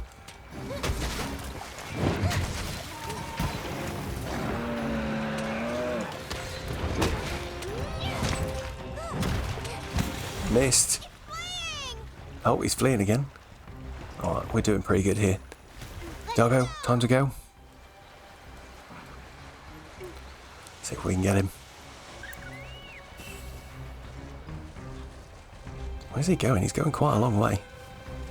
You can sort of catch up to them and fight them, but generally when they're in the mood to run off somewhere else, they're just going to go there. So it's best to just let them go, make their own way. We're lucky we haven't come across the Izuchi yet. Like, if the creatures encounter each other, they generally tend to have a fight as well, which is quite good. Oh yes, this guy's got a thing where he likes to go and find honey as well. Oh, he fell over. So he's really starting to get into trouble if he's falling over.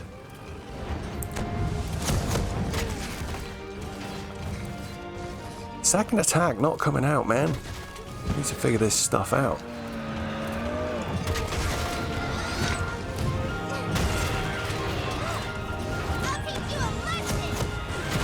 Oh! So big hits like that are really good ones to use your waterfall on because you get away really easily.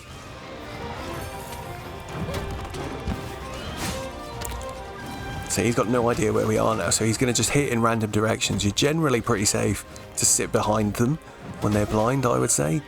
But you do have to be a little bit careful,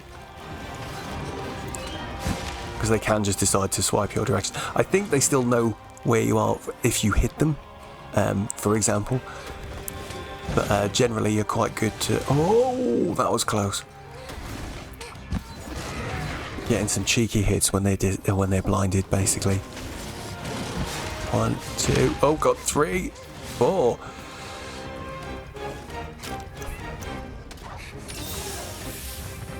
Alright, come on. What are you going to do?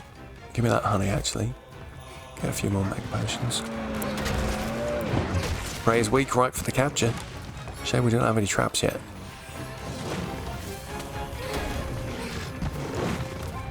So what I'm trying to do as well is, like, you can aim for the head. Look, he's just constantly doing that move. We didn't talk about the damage numbers either. Blinking an heck, I've just realised there's so many things to talk about. Essentially, when you hit a creature, if you get white damage numbers, that's just like normal damage, right? If you get orange damage numbers, it means you've hit them in an area that they're quite weak to being hit. Like that was a headshot, so it hurt him a bit more, sort of thing. Oh, why do I not do the second one? Feels like I need to mash the button to make sure I start the next animation, and then I can charge it. There we go. Oh, greedy going for that full charge. Come on.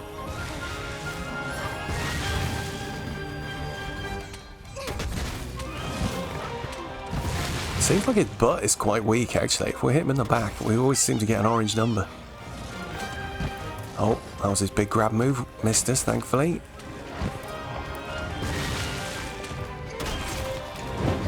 Use the whetstone. Oh, we've gone into orange sharpness for the first time. So dull weapons are easily deflected. So what we'll do is we'll just get on the dog and sharpen. It's a little bit of a in the older games you didn't get to do this. It does make it a little bit too easy to sharpen. But we move. 1, 2, 3, 4. I think 4 is the maximum he ever does on those.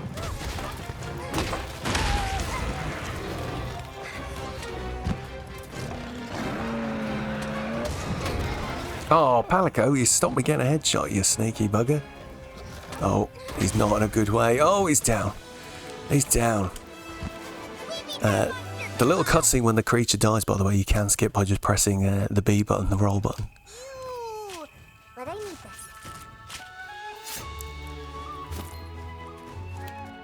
I'll take this. Thank you. Sweet. Azeroth's down.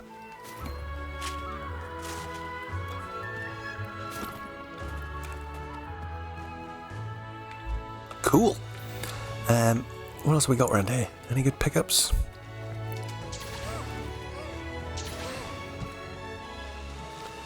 Sure, there's... why can't I jump over that? That's very annoying. Take a bug. Oh, that's made us a flash bomb. Oh, there's some more honey there. We'll have that.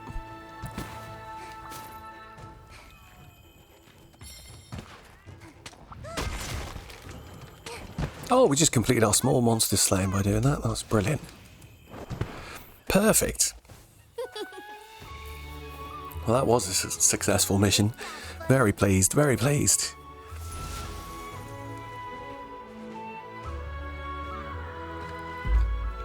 Okay. Onwards.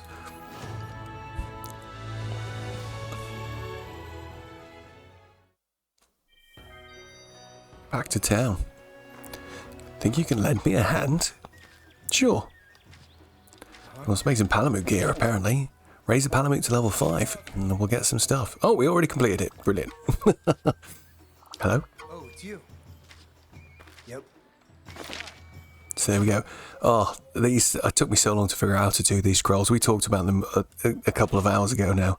But once, just to reiterate, if you get some items like this, you come to this statue, we go to Palamute gear, and we've just picked up, he just gave us some extra, I think these 2 scrolls here. What do they do? Lords, monsters. What was the other one? healing everybody in the vicinity. Oh, that's quite cool. That gives our Palamute a heal. But I'm going to leave my Palamute in pure attack mode for now. Does anybody else want to talk to us? A few people. Buddy Plaza, of course. Maybe we should check that out. Who wants to talk to us here?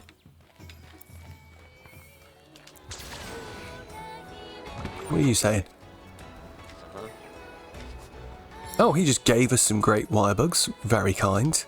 Let's head to the Buddy Forest place. Yes, because I thought this was going to happen. Grand. So the first submarine's here, so we can start doing this.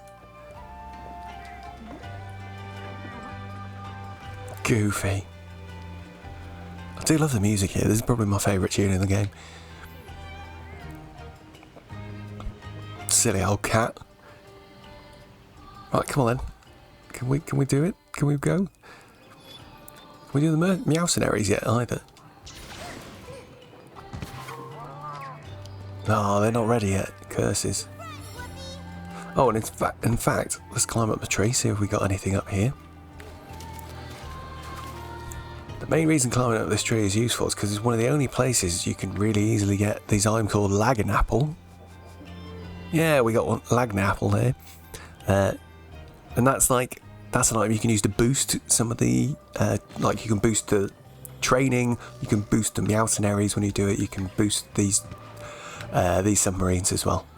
Right, so let's try this again, shall we? Alright, very confusing, but we'll try our best to explain it. Welcome to our trade ship. I'm not going to read any of this text. So essentially we can do a few things here, right? Go away. So rare exchange for items is just that we can talk to this woman and buy stuff from her, right? That's what this is. All of these menus do that in different ways, okay? So we don't need to worry about it right now. That's fine. Order items is the trickier one as well. This is the one you send your creatures on.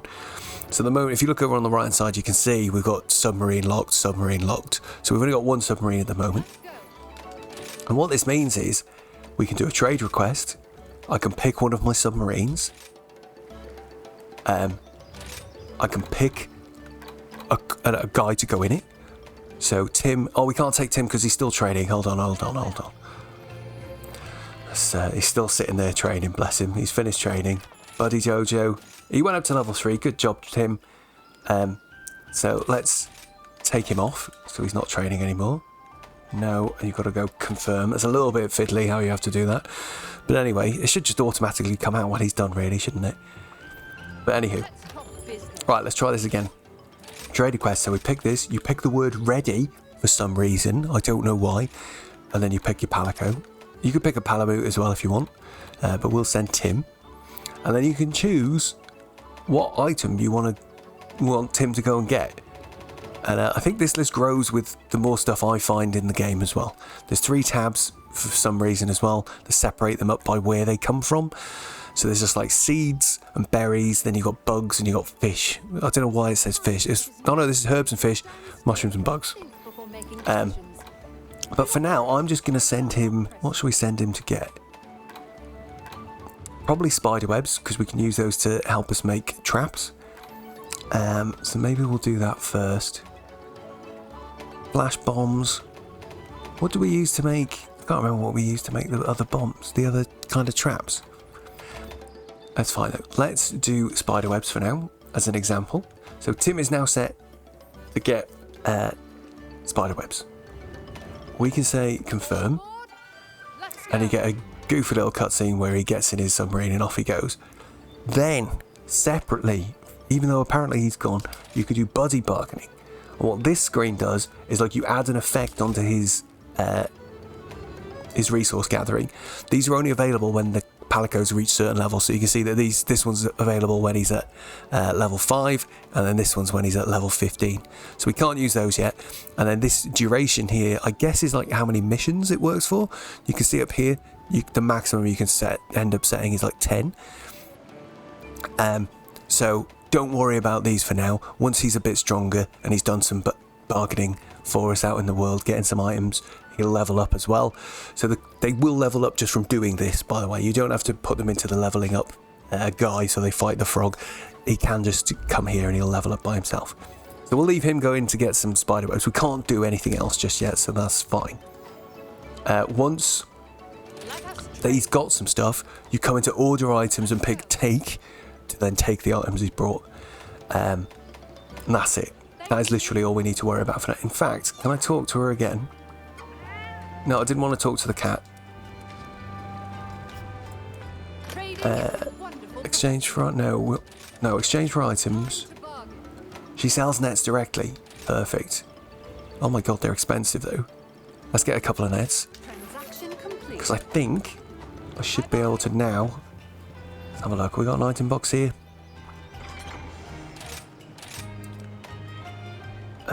Let's put a bunch of this stuff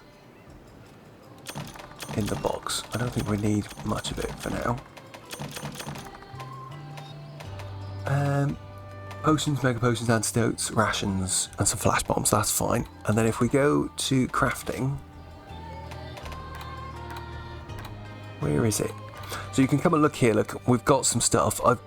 It's worth looking through this crafting list. We haven't talked about this much either, but it's worth looking through the crafting list just because you'll get ideas for stuff that you didn't know that you could make. So if you're wondering how you make traps, because they haven't explicitly told us that, you can go and do the quest where they give you some traps to learn how to trap creatures. But if you want to make them, you can just come to the crafting list and look. It's the same like if I want to make a trank bomb, what do I need? Sleep herbs and parashrooms. Great. This list I think does expand over time. I think it must do.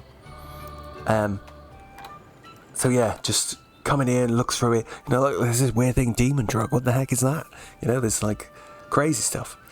So let's actually craft a couple of things, and maybe we'll try. The only thing is, to do trapping, we do need some trank bombs, and we don't have any sleep herbs. So the way trapping works is you get the creature down to the blue face state that we talked about earlier on. You put one of these two traps on the floor. While they're in that trap, you use a couple of trank bombs to make them go sleep, and then you finish the mission. So we'll have to leave it for now until we get some sleep herbs. That's fine. Cool. Alright, let's move on. If we head back to the town. Oh, some other people want to talk. Who's in my room? Meows for you, Meowster. What do you want to say? I think he's just telling us about the art we can buy from their gathering hub. Who's talking in here? You're going to say the same thing, aren't you? You got new stock for me? What do you mean? Are you just a normal shop? Oh yeah, this guy's just a shop as well. He's the same as the shop outside. A little bit like how the blacksmith is the same as the blacksmith outside. Yeah, these guys are nothing to worry about right now. Fine. Cool. Okay, let's go back to our easy mission. Easy mission counter. Bunny Dongo are a taste of heaven. I'll be here Oops. if you need me. Accidentally cancelled. Does take a little while before you can talk to them again sometimes. It's a little bit annoying. Small monster slaying. We'll take that. In fact, we're about to go to Frost Islands. How many missions do we need in Frost Islands to complete the thing? 3. Yeah. Let's do it. Let's do it. We still haven't finished that mushrooms one. I can't believe it. Hold on. Right. Have a look. What are we going next? Out cold. Who should we do? Great Baggy or the Lagombi? Let's do the Great Baggy. Be careful out there. We'll make sure to eat before we go.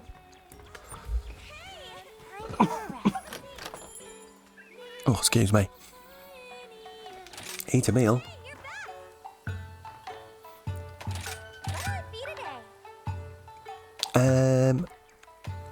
Defender, medic.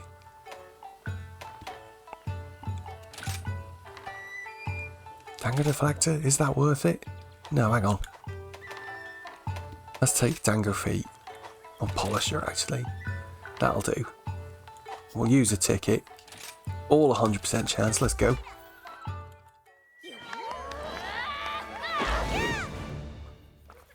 Oh yeah, we're ready.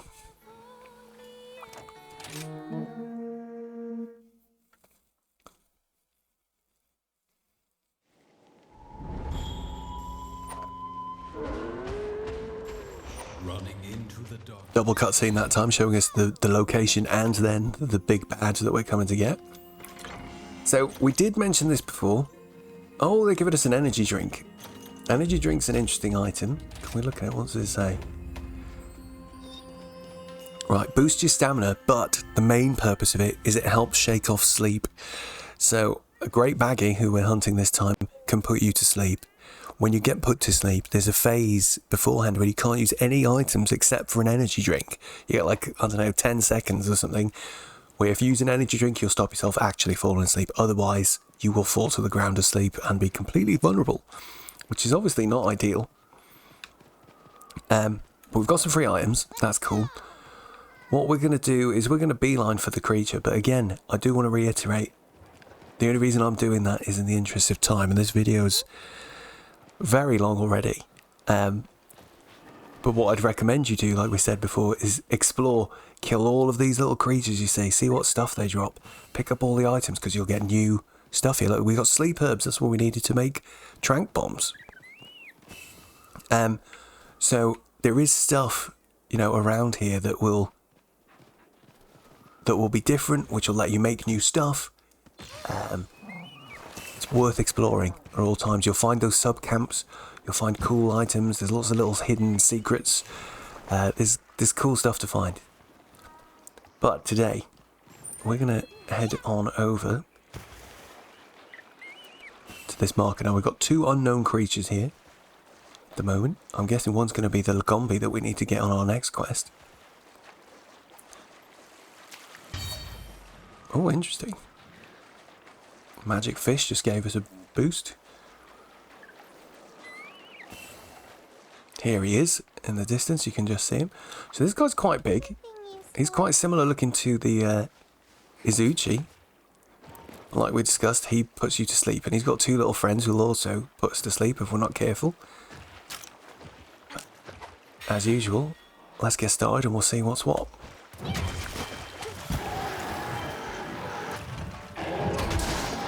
Oh, his leg looks a little bit weak. That's good. So what can he do? That was quite a quick bite attack. Spinny tail attack. That was very fast. A double spinny tail attack. A lot of creatures in this game like to do a double spinny tail attack, by the way. He is quite aggressive compared to the others. There's a spin. Another one. Another one straight after. Body side ram. He likes to do that one. He sort of turns sideways before he does it. Oh god, these flying things are coming down to get involved. What are they doing? A spit. That's the stuff you don't want to get hit by if you don't want to fall asleep. Oh. Had a feeling that was coming. Bite attack. This is a little bit chaotic with all these extras running about. Look at this guy. What is your problem, mate? Can you just get lost? There we go. Let him get killed by the big guy.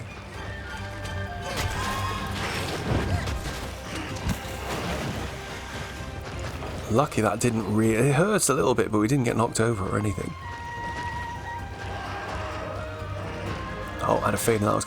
So if he jumps back, it looks like he's going for the spit. It's quite a safe assumption. Oh, double tailspin. I love the double tailspin.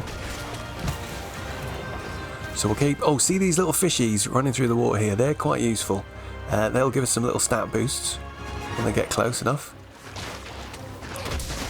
Hopefully we can get him to fall over in a second. He's going to spit again, surely.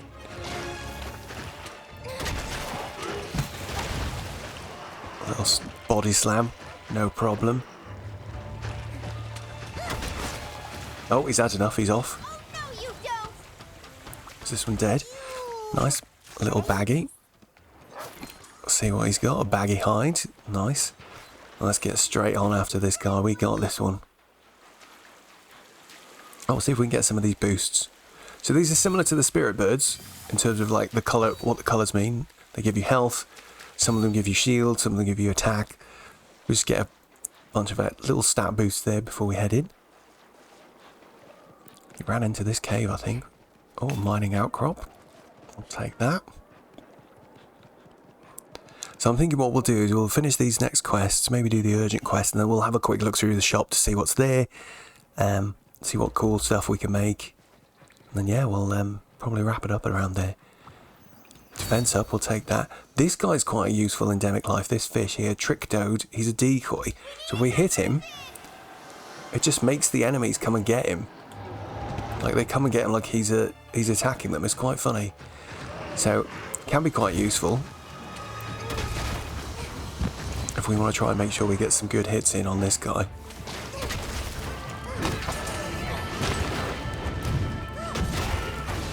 Oh good, we managed to get him down. Nice.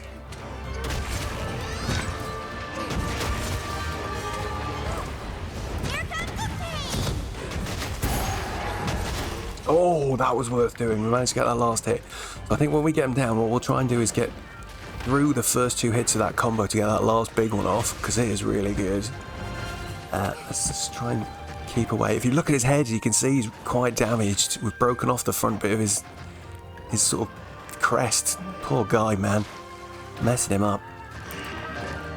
So we've done that. Let's maybe try and go for the tail next to see if we can get some extra drops.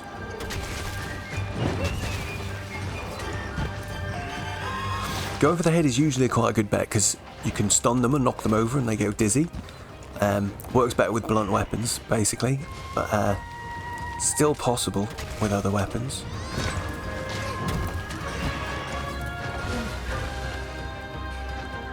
Curses. What we haven't really been doing actually is I haven't used the wire bugs that much because they are quite handy just generally. If we're in a position like this where we're a little bit of distance between us, I can just use it to quite quickly close the distance and usually land like a jump attack, which is quite good as well. Let's see, what's he going to do? Spit again?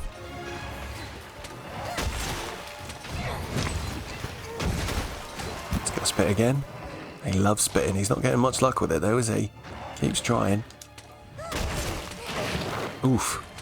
Double spin. He loves the double spin, doesn't he? He keeps doing it. Oh, here he goes again, spitting. They really do have very limited moveset at this difficulty. It's quite funny. Oh, what have you dropped there, Palico? Oh, a healing plant again. Very kind of you, sir.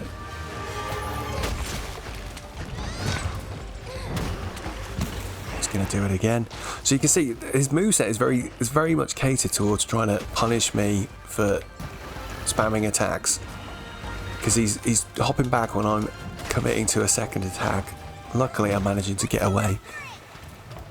Right, come on team, we're on this. Doggo, let's go. Oh wait, hang on, I'm sure there's some bones here somewhere. I remember. There they are. I want to finish that blinking bone park mission. We've had that since the very beginning. 6 of 7, Jesus. We still haven't done it.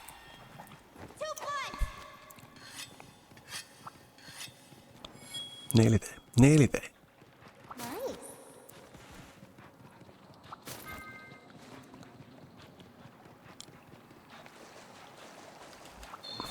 Right, here he is. What's he doing? Oh, he's fighting someone.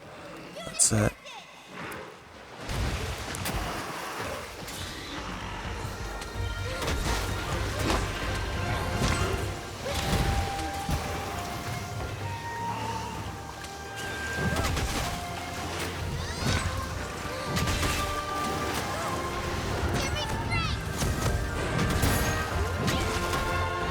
didn't work out quite how I wanted, but I did just figure out you can sort of reposition in between the charges quite nicely on that combo, and that's good.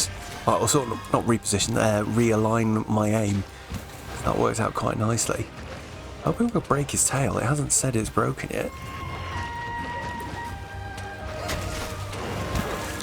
So, just a note on like cutting the tails off enemies. With the smaller creatures like this, you can't actually cut them off. It's only with the bigger monsters that they start to come off. With an extra little bit that you can carve afterwards. So don't sweat it if the tail doesn't literally come off. But, once you're fighting a Rathian, a proper big bad. I wonder if that's who we'll get for the urgent mission, actually. We might do. Oh, bums. This sword is quite hard to use. Oh dear. Oh, I didn't realise he was that hurt. Well, Down he goes. Unlucky, sir. I'll take this. Thank you.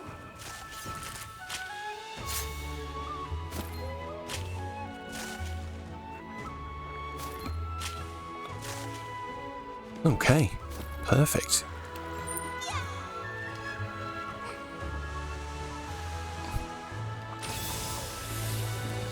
We got any more items? Sight shroom. Oh, we completed a mushroom gathering mission. How exciting! What else? What else? What else? More mushies. Honey. If I remember correctly, behind this wall. Oh, we're never going to make it in time. Oh no, we went the wrong way. Somewhere here. Where is it? Oh, it was in this, just in there. That's where one of the sub camps is. Back to the village. Back to the village. Easy. Easy mode. I am finding the village quest a little bit easy. I'm not going to lie. Maybe we should have done one of the main hub quests just to see. But cool. 2 sub-quests can be reported. Anybody want to talk to us? Not really. That's good. Oh, hello. Oh, yes. Look at those missions getting completed. Right, we got a quest to capture a monster. Maybe we'll try that on the Lagombi then. Permabuffers, that'll do. Permabuffers, by the way, that's another name for those speary birds that you pick up that temporarily boost your stats. Did we even say that they temporarily boost your stats? They only boost your stats for this level, the mission you're currently playing. Okay. Let's just take the quest and get on with it, I think. We need to craft probably some traps. Rabbit. Let's go. Good luck. Let's see then. Can I...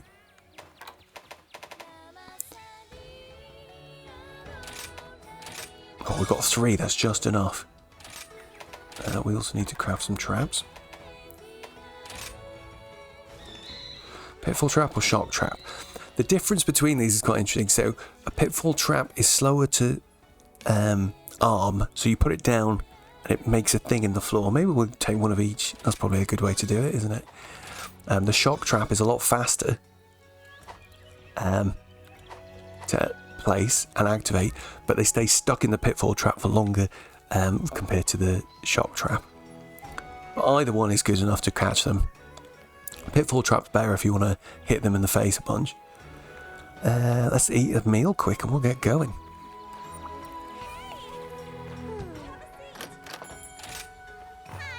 How may I help you? You may help me by giving me some tasty dango. We will take that, and that, I think. Again? Yeah, why not?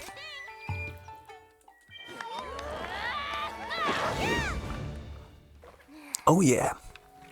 We're good. Right, let's go. On a frosty mountain range, far from human haunts.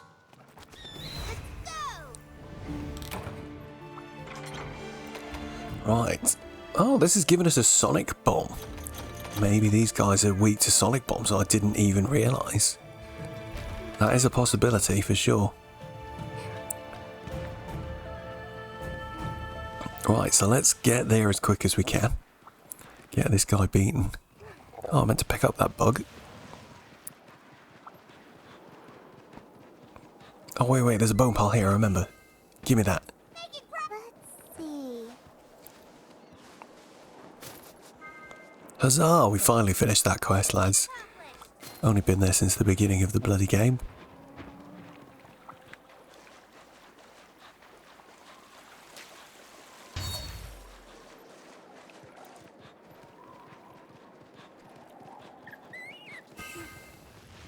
Not a problem.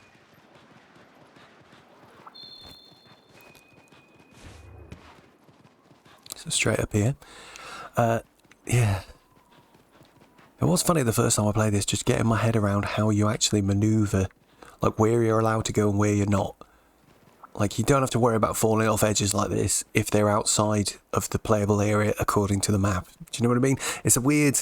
It is a very video game, I guess. Right, oh, here's our target. He's getting into trouble with a bunch of baggy.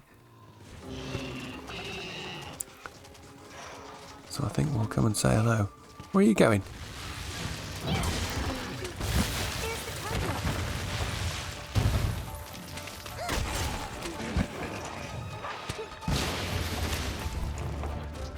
So he's cute. Look, he's a little bit like the bear we've seen before, and he does have to share some of the moves, but he's got a lot of his own moves as well. So we'll just take our time. We'll just try and watch some of the stuff he can do. Oh, throwing snowballs. General good advice is to just sort of circle around, run in circles, see what they do. That little move's quite tricky, but gives us a good opportunity to get a couple of hits in. What else are you going to do? We should try these sonic bombs on him, see what effect it might have.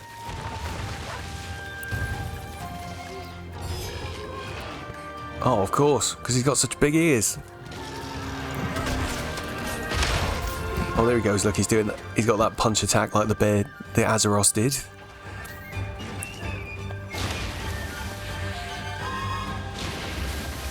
I'm going to do that again.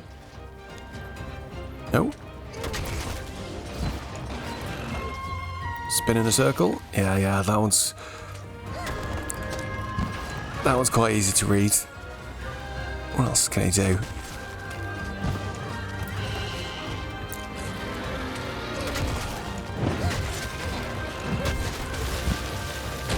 Roly poly. Yeah, he does a nice little forward roll after that one every time.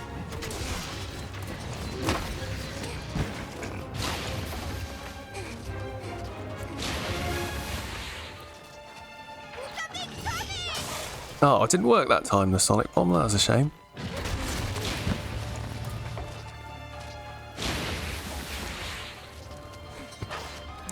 Whoa! That's what you're going to do. Okay, I see.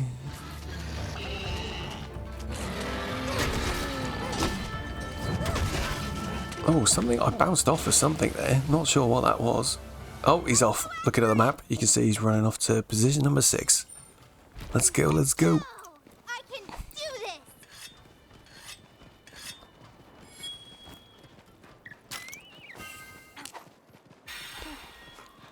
Come on, where are you?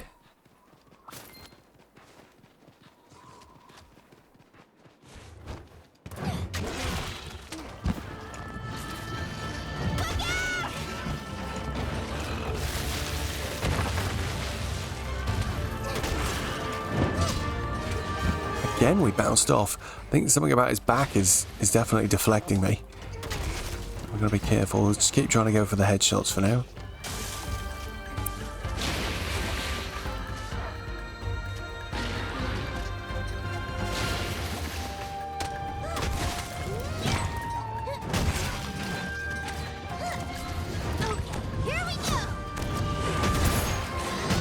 Oh, that felt good. I pushed my luck a little bit there, but we got away with it.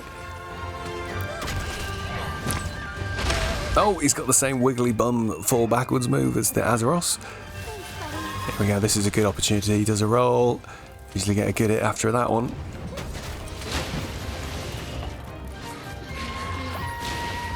What's he going to do? Yeah, had a feeling that was coming.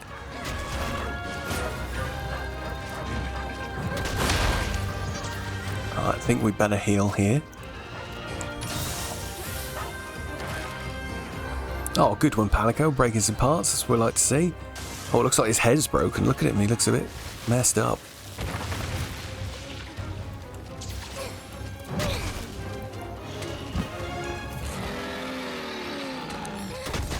What was that? I got a good red, orange damage hit. Oh, right. Mountable state. Oh, it's telling us as well. So here we go. What we might do here is I'm going to ride this creature because I'll give you a quick tip. If this happens, what's happened here is you can use the mounted enemies to do some good damage to the creature you want to kill. Plus, when they fight each other, they drop loads of parts. What I really want to do here is I want to control the baggy to fight the Lagombi, but what's happened is the baggy's knocked down the Lagombi. So, if I ride the Lagombi first, while you're riding the creature, you can press Y to make them just run. So, I'd recommend you go and do the tutorial for this thing that's in the game a few times to get the hang of it. But essentially, once you know what you're doing a little bit better, so you can do attacks. We're going to do some attacks in a minute. But if I use the Y button to run the Lagombi straight into him, they swap over. I was lucky there, that messed up a little bit. But doing that puts this guy into a mountable state now. So now I can use this guy to wail on the Lagombi, hopefully.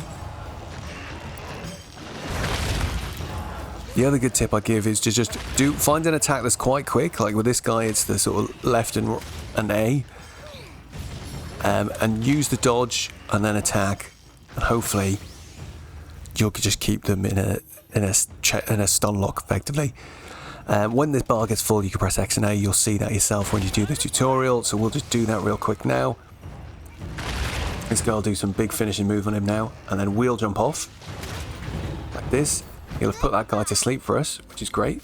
We're going to scoop up these parts while that's happening. And then what I'm going to try and do is, how can I make this so I get both hits of my last...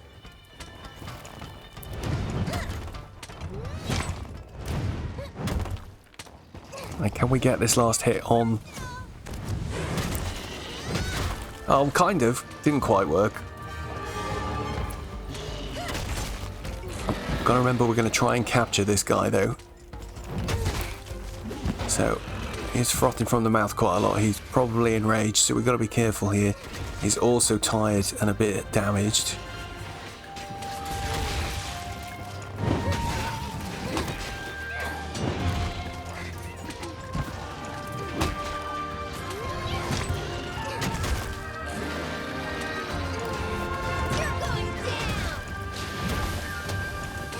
Oh, he's off again.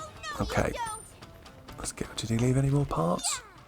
It is quite easy to see the parts that they drop because they have a nice little glowing effect. I think we're okay.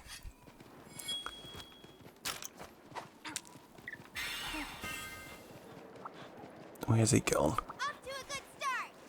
Straight across over here, it looks like.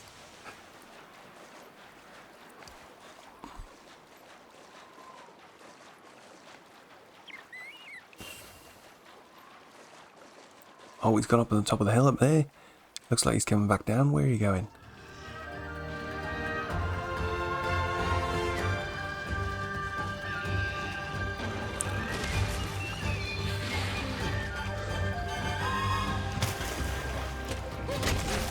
Oh, that's a good headshot. Yeah, it seems like his knee or his leg or something is a weak spot, definitely, because we're getting like weird orange numbers, and I'm not sure exactly what part of him I'm hitting. Right, he's got a blue face now, he's really damaged. So if we get... What have I not got? Oh my god, I don't have the stuff with me, it's in my box. Right, hang on, we can deal with this. We can deal with this quick. We need to get back to the base real quick. So if we just run away from him... God damn it, I always forget to do that. So if you're crafting in the village, guys, you need to remember... You got to take the stuff you've just crafted and put it in your pouch before you leave.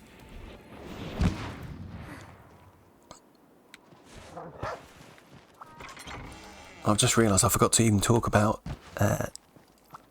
you can do item loadouts, which are very, very useful. So we might as well talk about that real quick. So let's just say, hypothetically, let's just put everything in the box for now. So I'll put everything in the main box over here. So let's say I want to bring some potions, I want to bring some antidotes, some rations, maybe some well-done steak on my missions. And then what I also want to make sure I bring is... Where's my traps? So we want to bring my traps, and I want to bring some flash bombs. Now I've set that up, I can go to item loadouts. It's just telling me there they link to the radial menus as well, these loadouts. But now I've made this as a loadout. I've got a loadout there that's got nothing in it. So what? And I can go like this, register a loadout. Link radial. We'll just say yes, that's fine. I wouldn't worry about that setting too much. But this now has created this as a loadout. So every time I come to the box, I can just quickly pick this loadout and refresh all of my items. Very handy stuff. Highly recommend you use it whenever possible. Right. Let's go and get this Lagombi. If we're really lucky, he's going to have just fallen asleep somewhere because he's nearly dead. That's what I've got a feeling will have happened. Let's see. Oh, wait. We can do this bone pile one more time. Oh, no, we already did the bone piles, didn't we? Yeah. Can never have too many dragon husk shards and monster bone S's. Oh, come on. Come on. He is sleeping as well. This is going to make it exceptionally easy. I love it. So, let's get our items out. We'll pick our shock trap. We'll put that down on the floor. Maybe I shouldn't do it like this. Maybe we should do it the proper way, just to show you how it works. So I'll put the shock trap here. There's a shock trap. Look, it just looks like a little mine. So if we go and give this guy a little nudge. Come on. Come over here. He hits the shock trap, look, and then he gets electrocuted. So we can now hit him with a tranquilizer. That's one. I'll let him come out of that. We'll put the pitfall trap down as well over here. Hopefully, this is not going to go wrong. Oh, it's not armed yet. See, it took a little bit longer. Now it's armed, though. So, he landed right in that. We'll pick our trank bombs.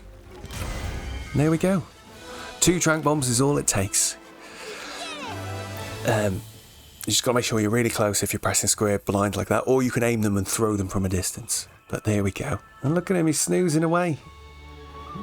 Look at his poor ears. We absolutely battered him. There we go. Caught our first monster. Instead of murdering him. Feels kind of bad. Do you know what I mean? It's one thing I find quite jarring between like this game and then like the worlds. Is that the story in this one is just so goofy and anime and like, oh, some monster stole my purse, please kill them. And it's just like really silly. Whereas at least in World they try to make it a bit more like, we're doing research, please capture the monsters instead of killing them. I can get behind that a little bit more. But then Worlds is like, isn't quite as arcadey and fast paced as this one. It's interesting. Right. There we go. So, we've done a bit more stuff. We've got some more materials for crafting that leather set. Let's have a quick look. We got all of it. Oh, we got enough Bullfango pelts now anyway. We've nearly got enough warm pelts. Now, I haven't picked those up, but I'm guessing it's Palico who's been doing that for us. The little scamp. So, apparently someone wants to talk to us. Iori wants to talk to us, and he's red. He's going to have the new urgent quest. So let's go and see what he's saying. Or we'll go and do this, and then that was going to be where we'll wrap up for now, I think. We've covered quite a lot, but I'm hoping that generally you've seen the vibe of how this game works now. It is complex, and there's loads of things to read, and sometimes things don't make sense, and you might have to look up a couple of things online. But I didn't look anything up online. Like, through trial and error, you can kind of figure out how stuff works. Anyway, oh, Anknasom. Please, Hunter, can you go and take care of the Anknasom? Anknasom's a cool creature. If you get to this part of the village quest, I'd suggest after this is where you start doing the hub quests if you're finding this a bit straightforward. It's worth doing all of them, I think, all of the quests, just to practice and get used to watching the animations and how the enemies move and stuff like that. There we go, here's our first 3-star quest. We'll do this and then I'll bid you guys adieu. I think, let's go and... Oh wait. We forgot, didn't we? Optional quests. Oh, you've got to capture 2 large monsters for that mission? Are you kidding? Have I got enough stuff to capture I haven't got any traps. Can I craft any more traps? I can indeed. Can't make a pitfall trap. Can't make any more trank bombs. Curses. What have we got any sleep herbs anywhere? You got any sleep herbs? You don't sell them, do you? Come back anytime. I wonder if there's what's her name sell sleep herbs. You selling any sleep herbs? Trade ship. Bugger. Let us negotiate. Well, I guess we'll just have to forego that mission. Unless we can pick one up in the quest, which we might be able to do. We'll see. Because if it's in the Frost level, but it might not be, it might be Shrine Ruins again. Feed a day. Dango Moneymaker. Go on, we'll get some more money for completing the quest. Yeah, those are great. You. Oh, I do enjoy that little silly animation. Right, off we go. A bamboo forest. Yeah, we're back in Shrine Ruins, but that's all good. That's all good. Let's have a look. What have we got in the box? No special items, just some heals. He's sitting over there. We could use our, what's it called? Second start point, but I think I'm just going to go this way just to see if we can pick up a few of our spirit bird things on the way.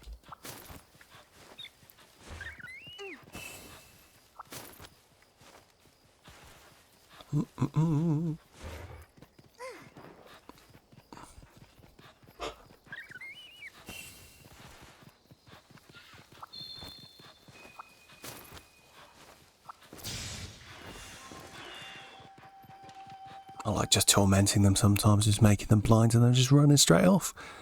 They don't know what hit him. Gotcha.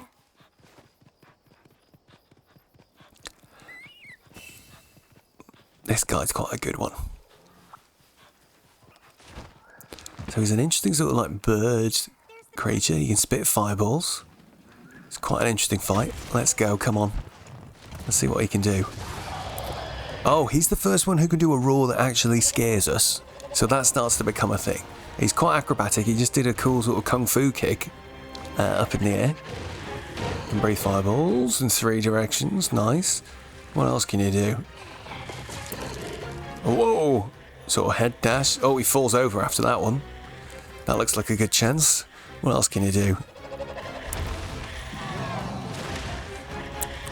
Oh. Okay, swipe with his wings. Oh, headbutt on the floor. Quick range fireballs just going backwards. Whoa, another one in the air. Jeez. Oh, and then a long landing. That looks like a good... no, it's not that good, actually. Right. Right, we'll start trying to figure out where we can hit him in between things now.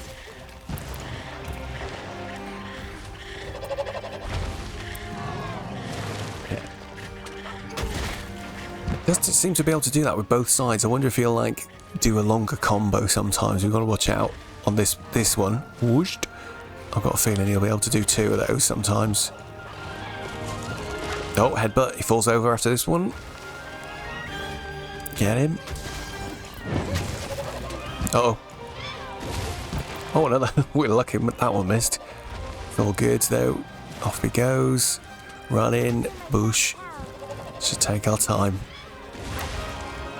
Headbutt the floor. You can do that all you want, mate. Oh. Getting a bit greedy behind him then.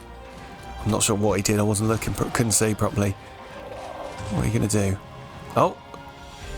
Oh no, you don't. He's off. We can just look at the map straight away. It looks like he's going over this way.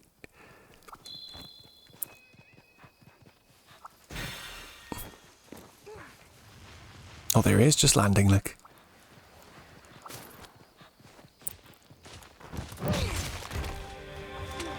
You going, sunshine?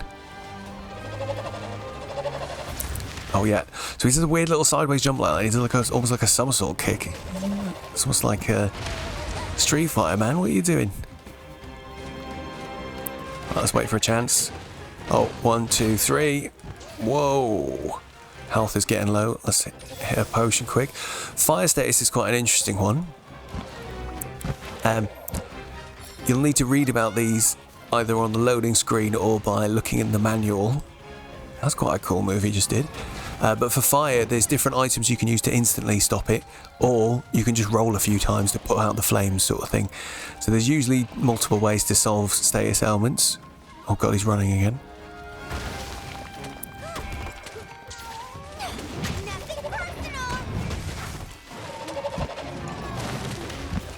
That was close. Oh, that was a new move. Oh, he's doing two, and maybe one, a third one as well. Interesting.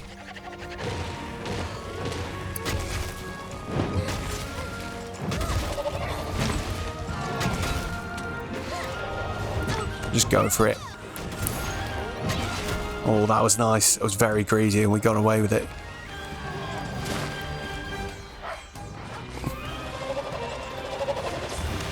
So a big part of what the game becomes basically is learning when you get a chance to hit, when you think you can naughtily squeeze in as many attacks as possible, and then there's just the times where you get things exactly right and you feel so cool. But knowing, oh, he's going to do his flip kick now, so if I stand here and charge up a full attack, I know he'll land right in front of me, and then I'll get him with the full hit. It's so good. Very satisfying.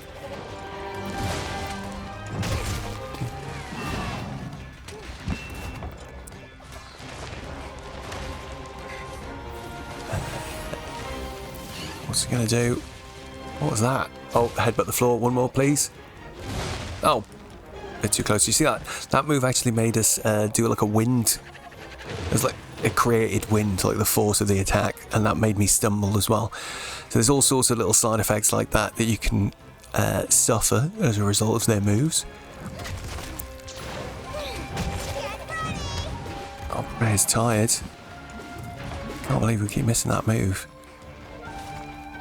Come on. There he goes. Wing swing. One more time. Whoop. Oh my god, my weapon needs to be sharpened. That move is really hard to land. Is it because I'm pressing a direction I keep missing? I don't understand. He's nearly down. He's nearly down.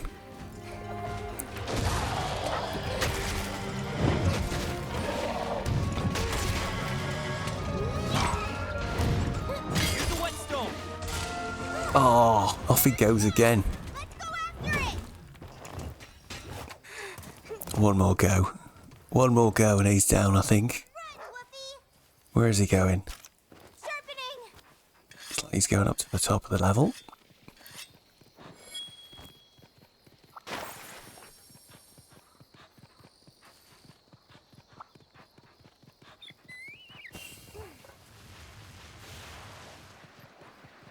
Nearly done. Then once we've done this, we're going to go back to the shop. We'll have a look at what's available, and then we'll be wrapping up there.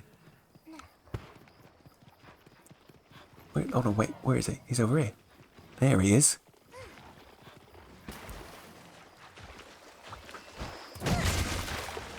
Oh, that was a good jump attack. I enjoyed that one. What's he gonna do? One. Oh no, that's the sort of one-off headbutt that he does. Oof.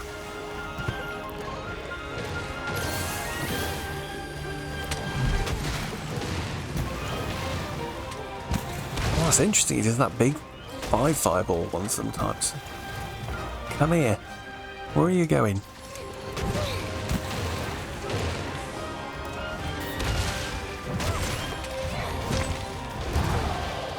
Oh.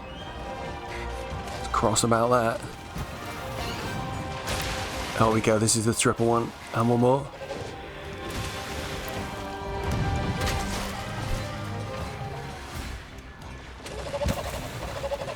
Oh, there's a big somersault kick. Knew that was coming.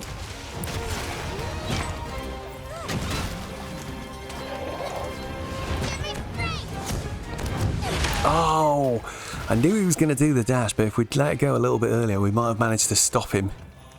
Oh. You can do that. I'm not sure if... There are times where I've hit enemies in the middle of their animations, and I'm pretty sure you get like a bonus for it, or you instantly stagger them and stuff like that. Can't confirm. I haven't done scientific tests. Here we go. One more. One more.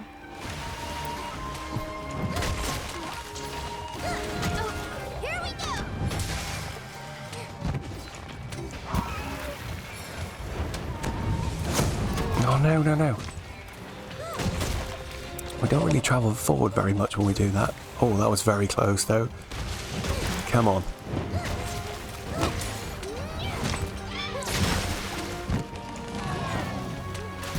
He's been very stubborn. I haven't managed to knock him down once, really. Come on, come on, come on. What are you going to do? Oh, it looks like he's off again. Oh, I know where he's going. We are a bit low on stamina as well.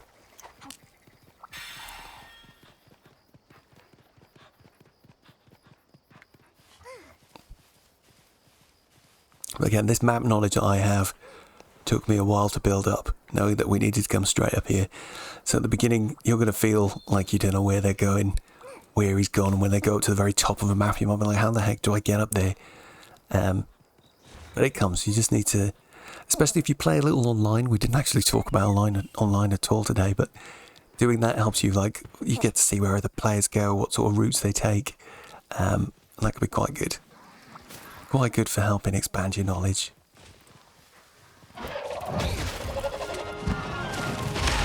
Oof. That was scrappy. There he goes. Go on, fall over. Oh, wrong attack.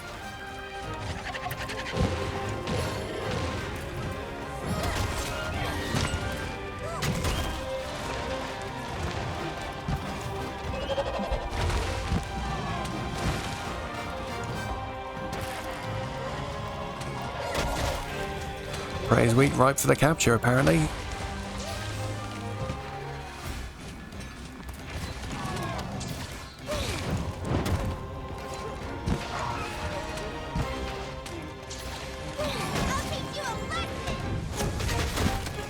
Oh, that's a better move, using the R2 in the air.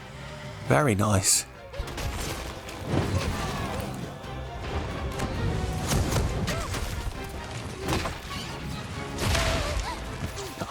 We're getting a bit careless here. Getting a bit careless. He's very nearly dead, though.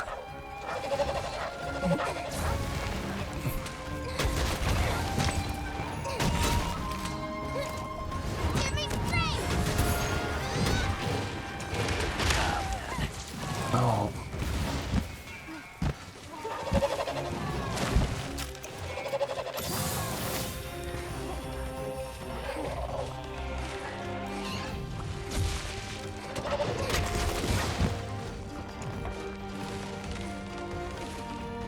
What's he going to do? Come on. Right. Come on. This has got to be it.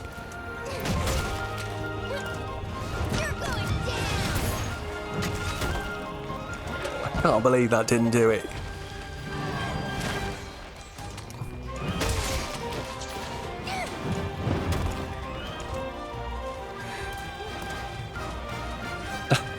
He can run for absolutely ages sometimes. Oh, we managed to down him.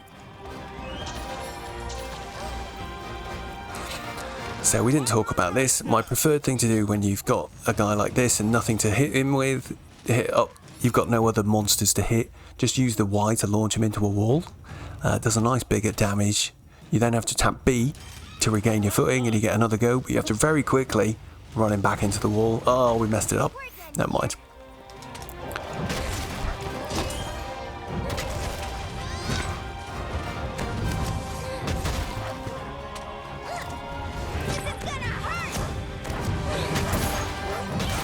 There we go. But yeah, ramming into the wall 3 times is a very nice little trick. Okie doke. Just about on 4 hours. We're nearly there, lads. And there we go. We got ourselves an Acnosum. We should have a nice selection of stuff now in the shop. Just to have a quick peruse of the sorts of things we can start to get.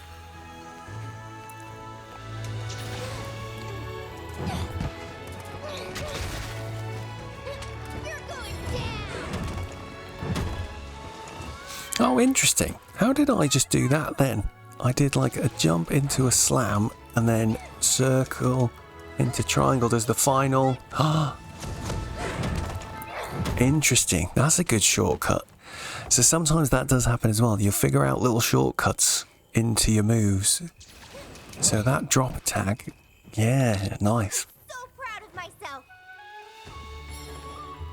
She's always so proud of herself, isn't she? Good job, Hunter. Smashing it. Alright, let's take all the goodies. We'll go and have a quick look at what what was available at the smithy. Oh wait, what's going on? What's all this? I don't remember this. Those guys making the dango is freaking me out.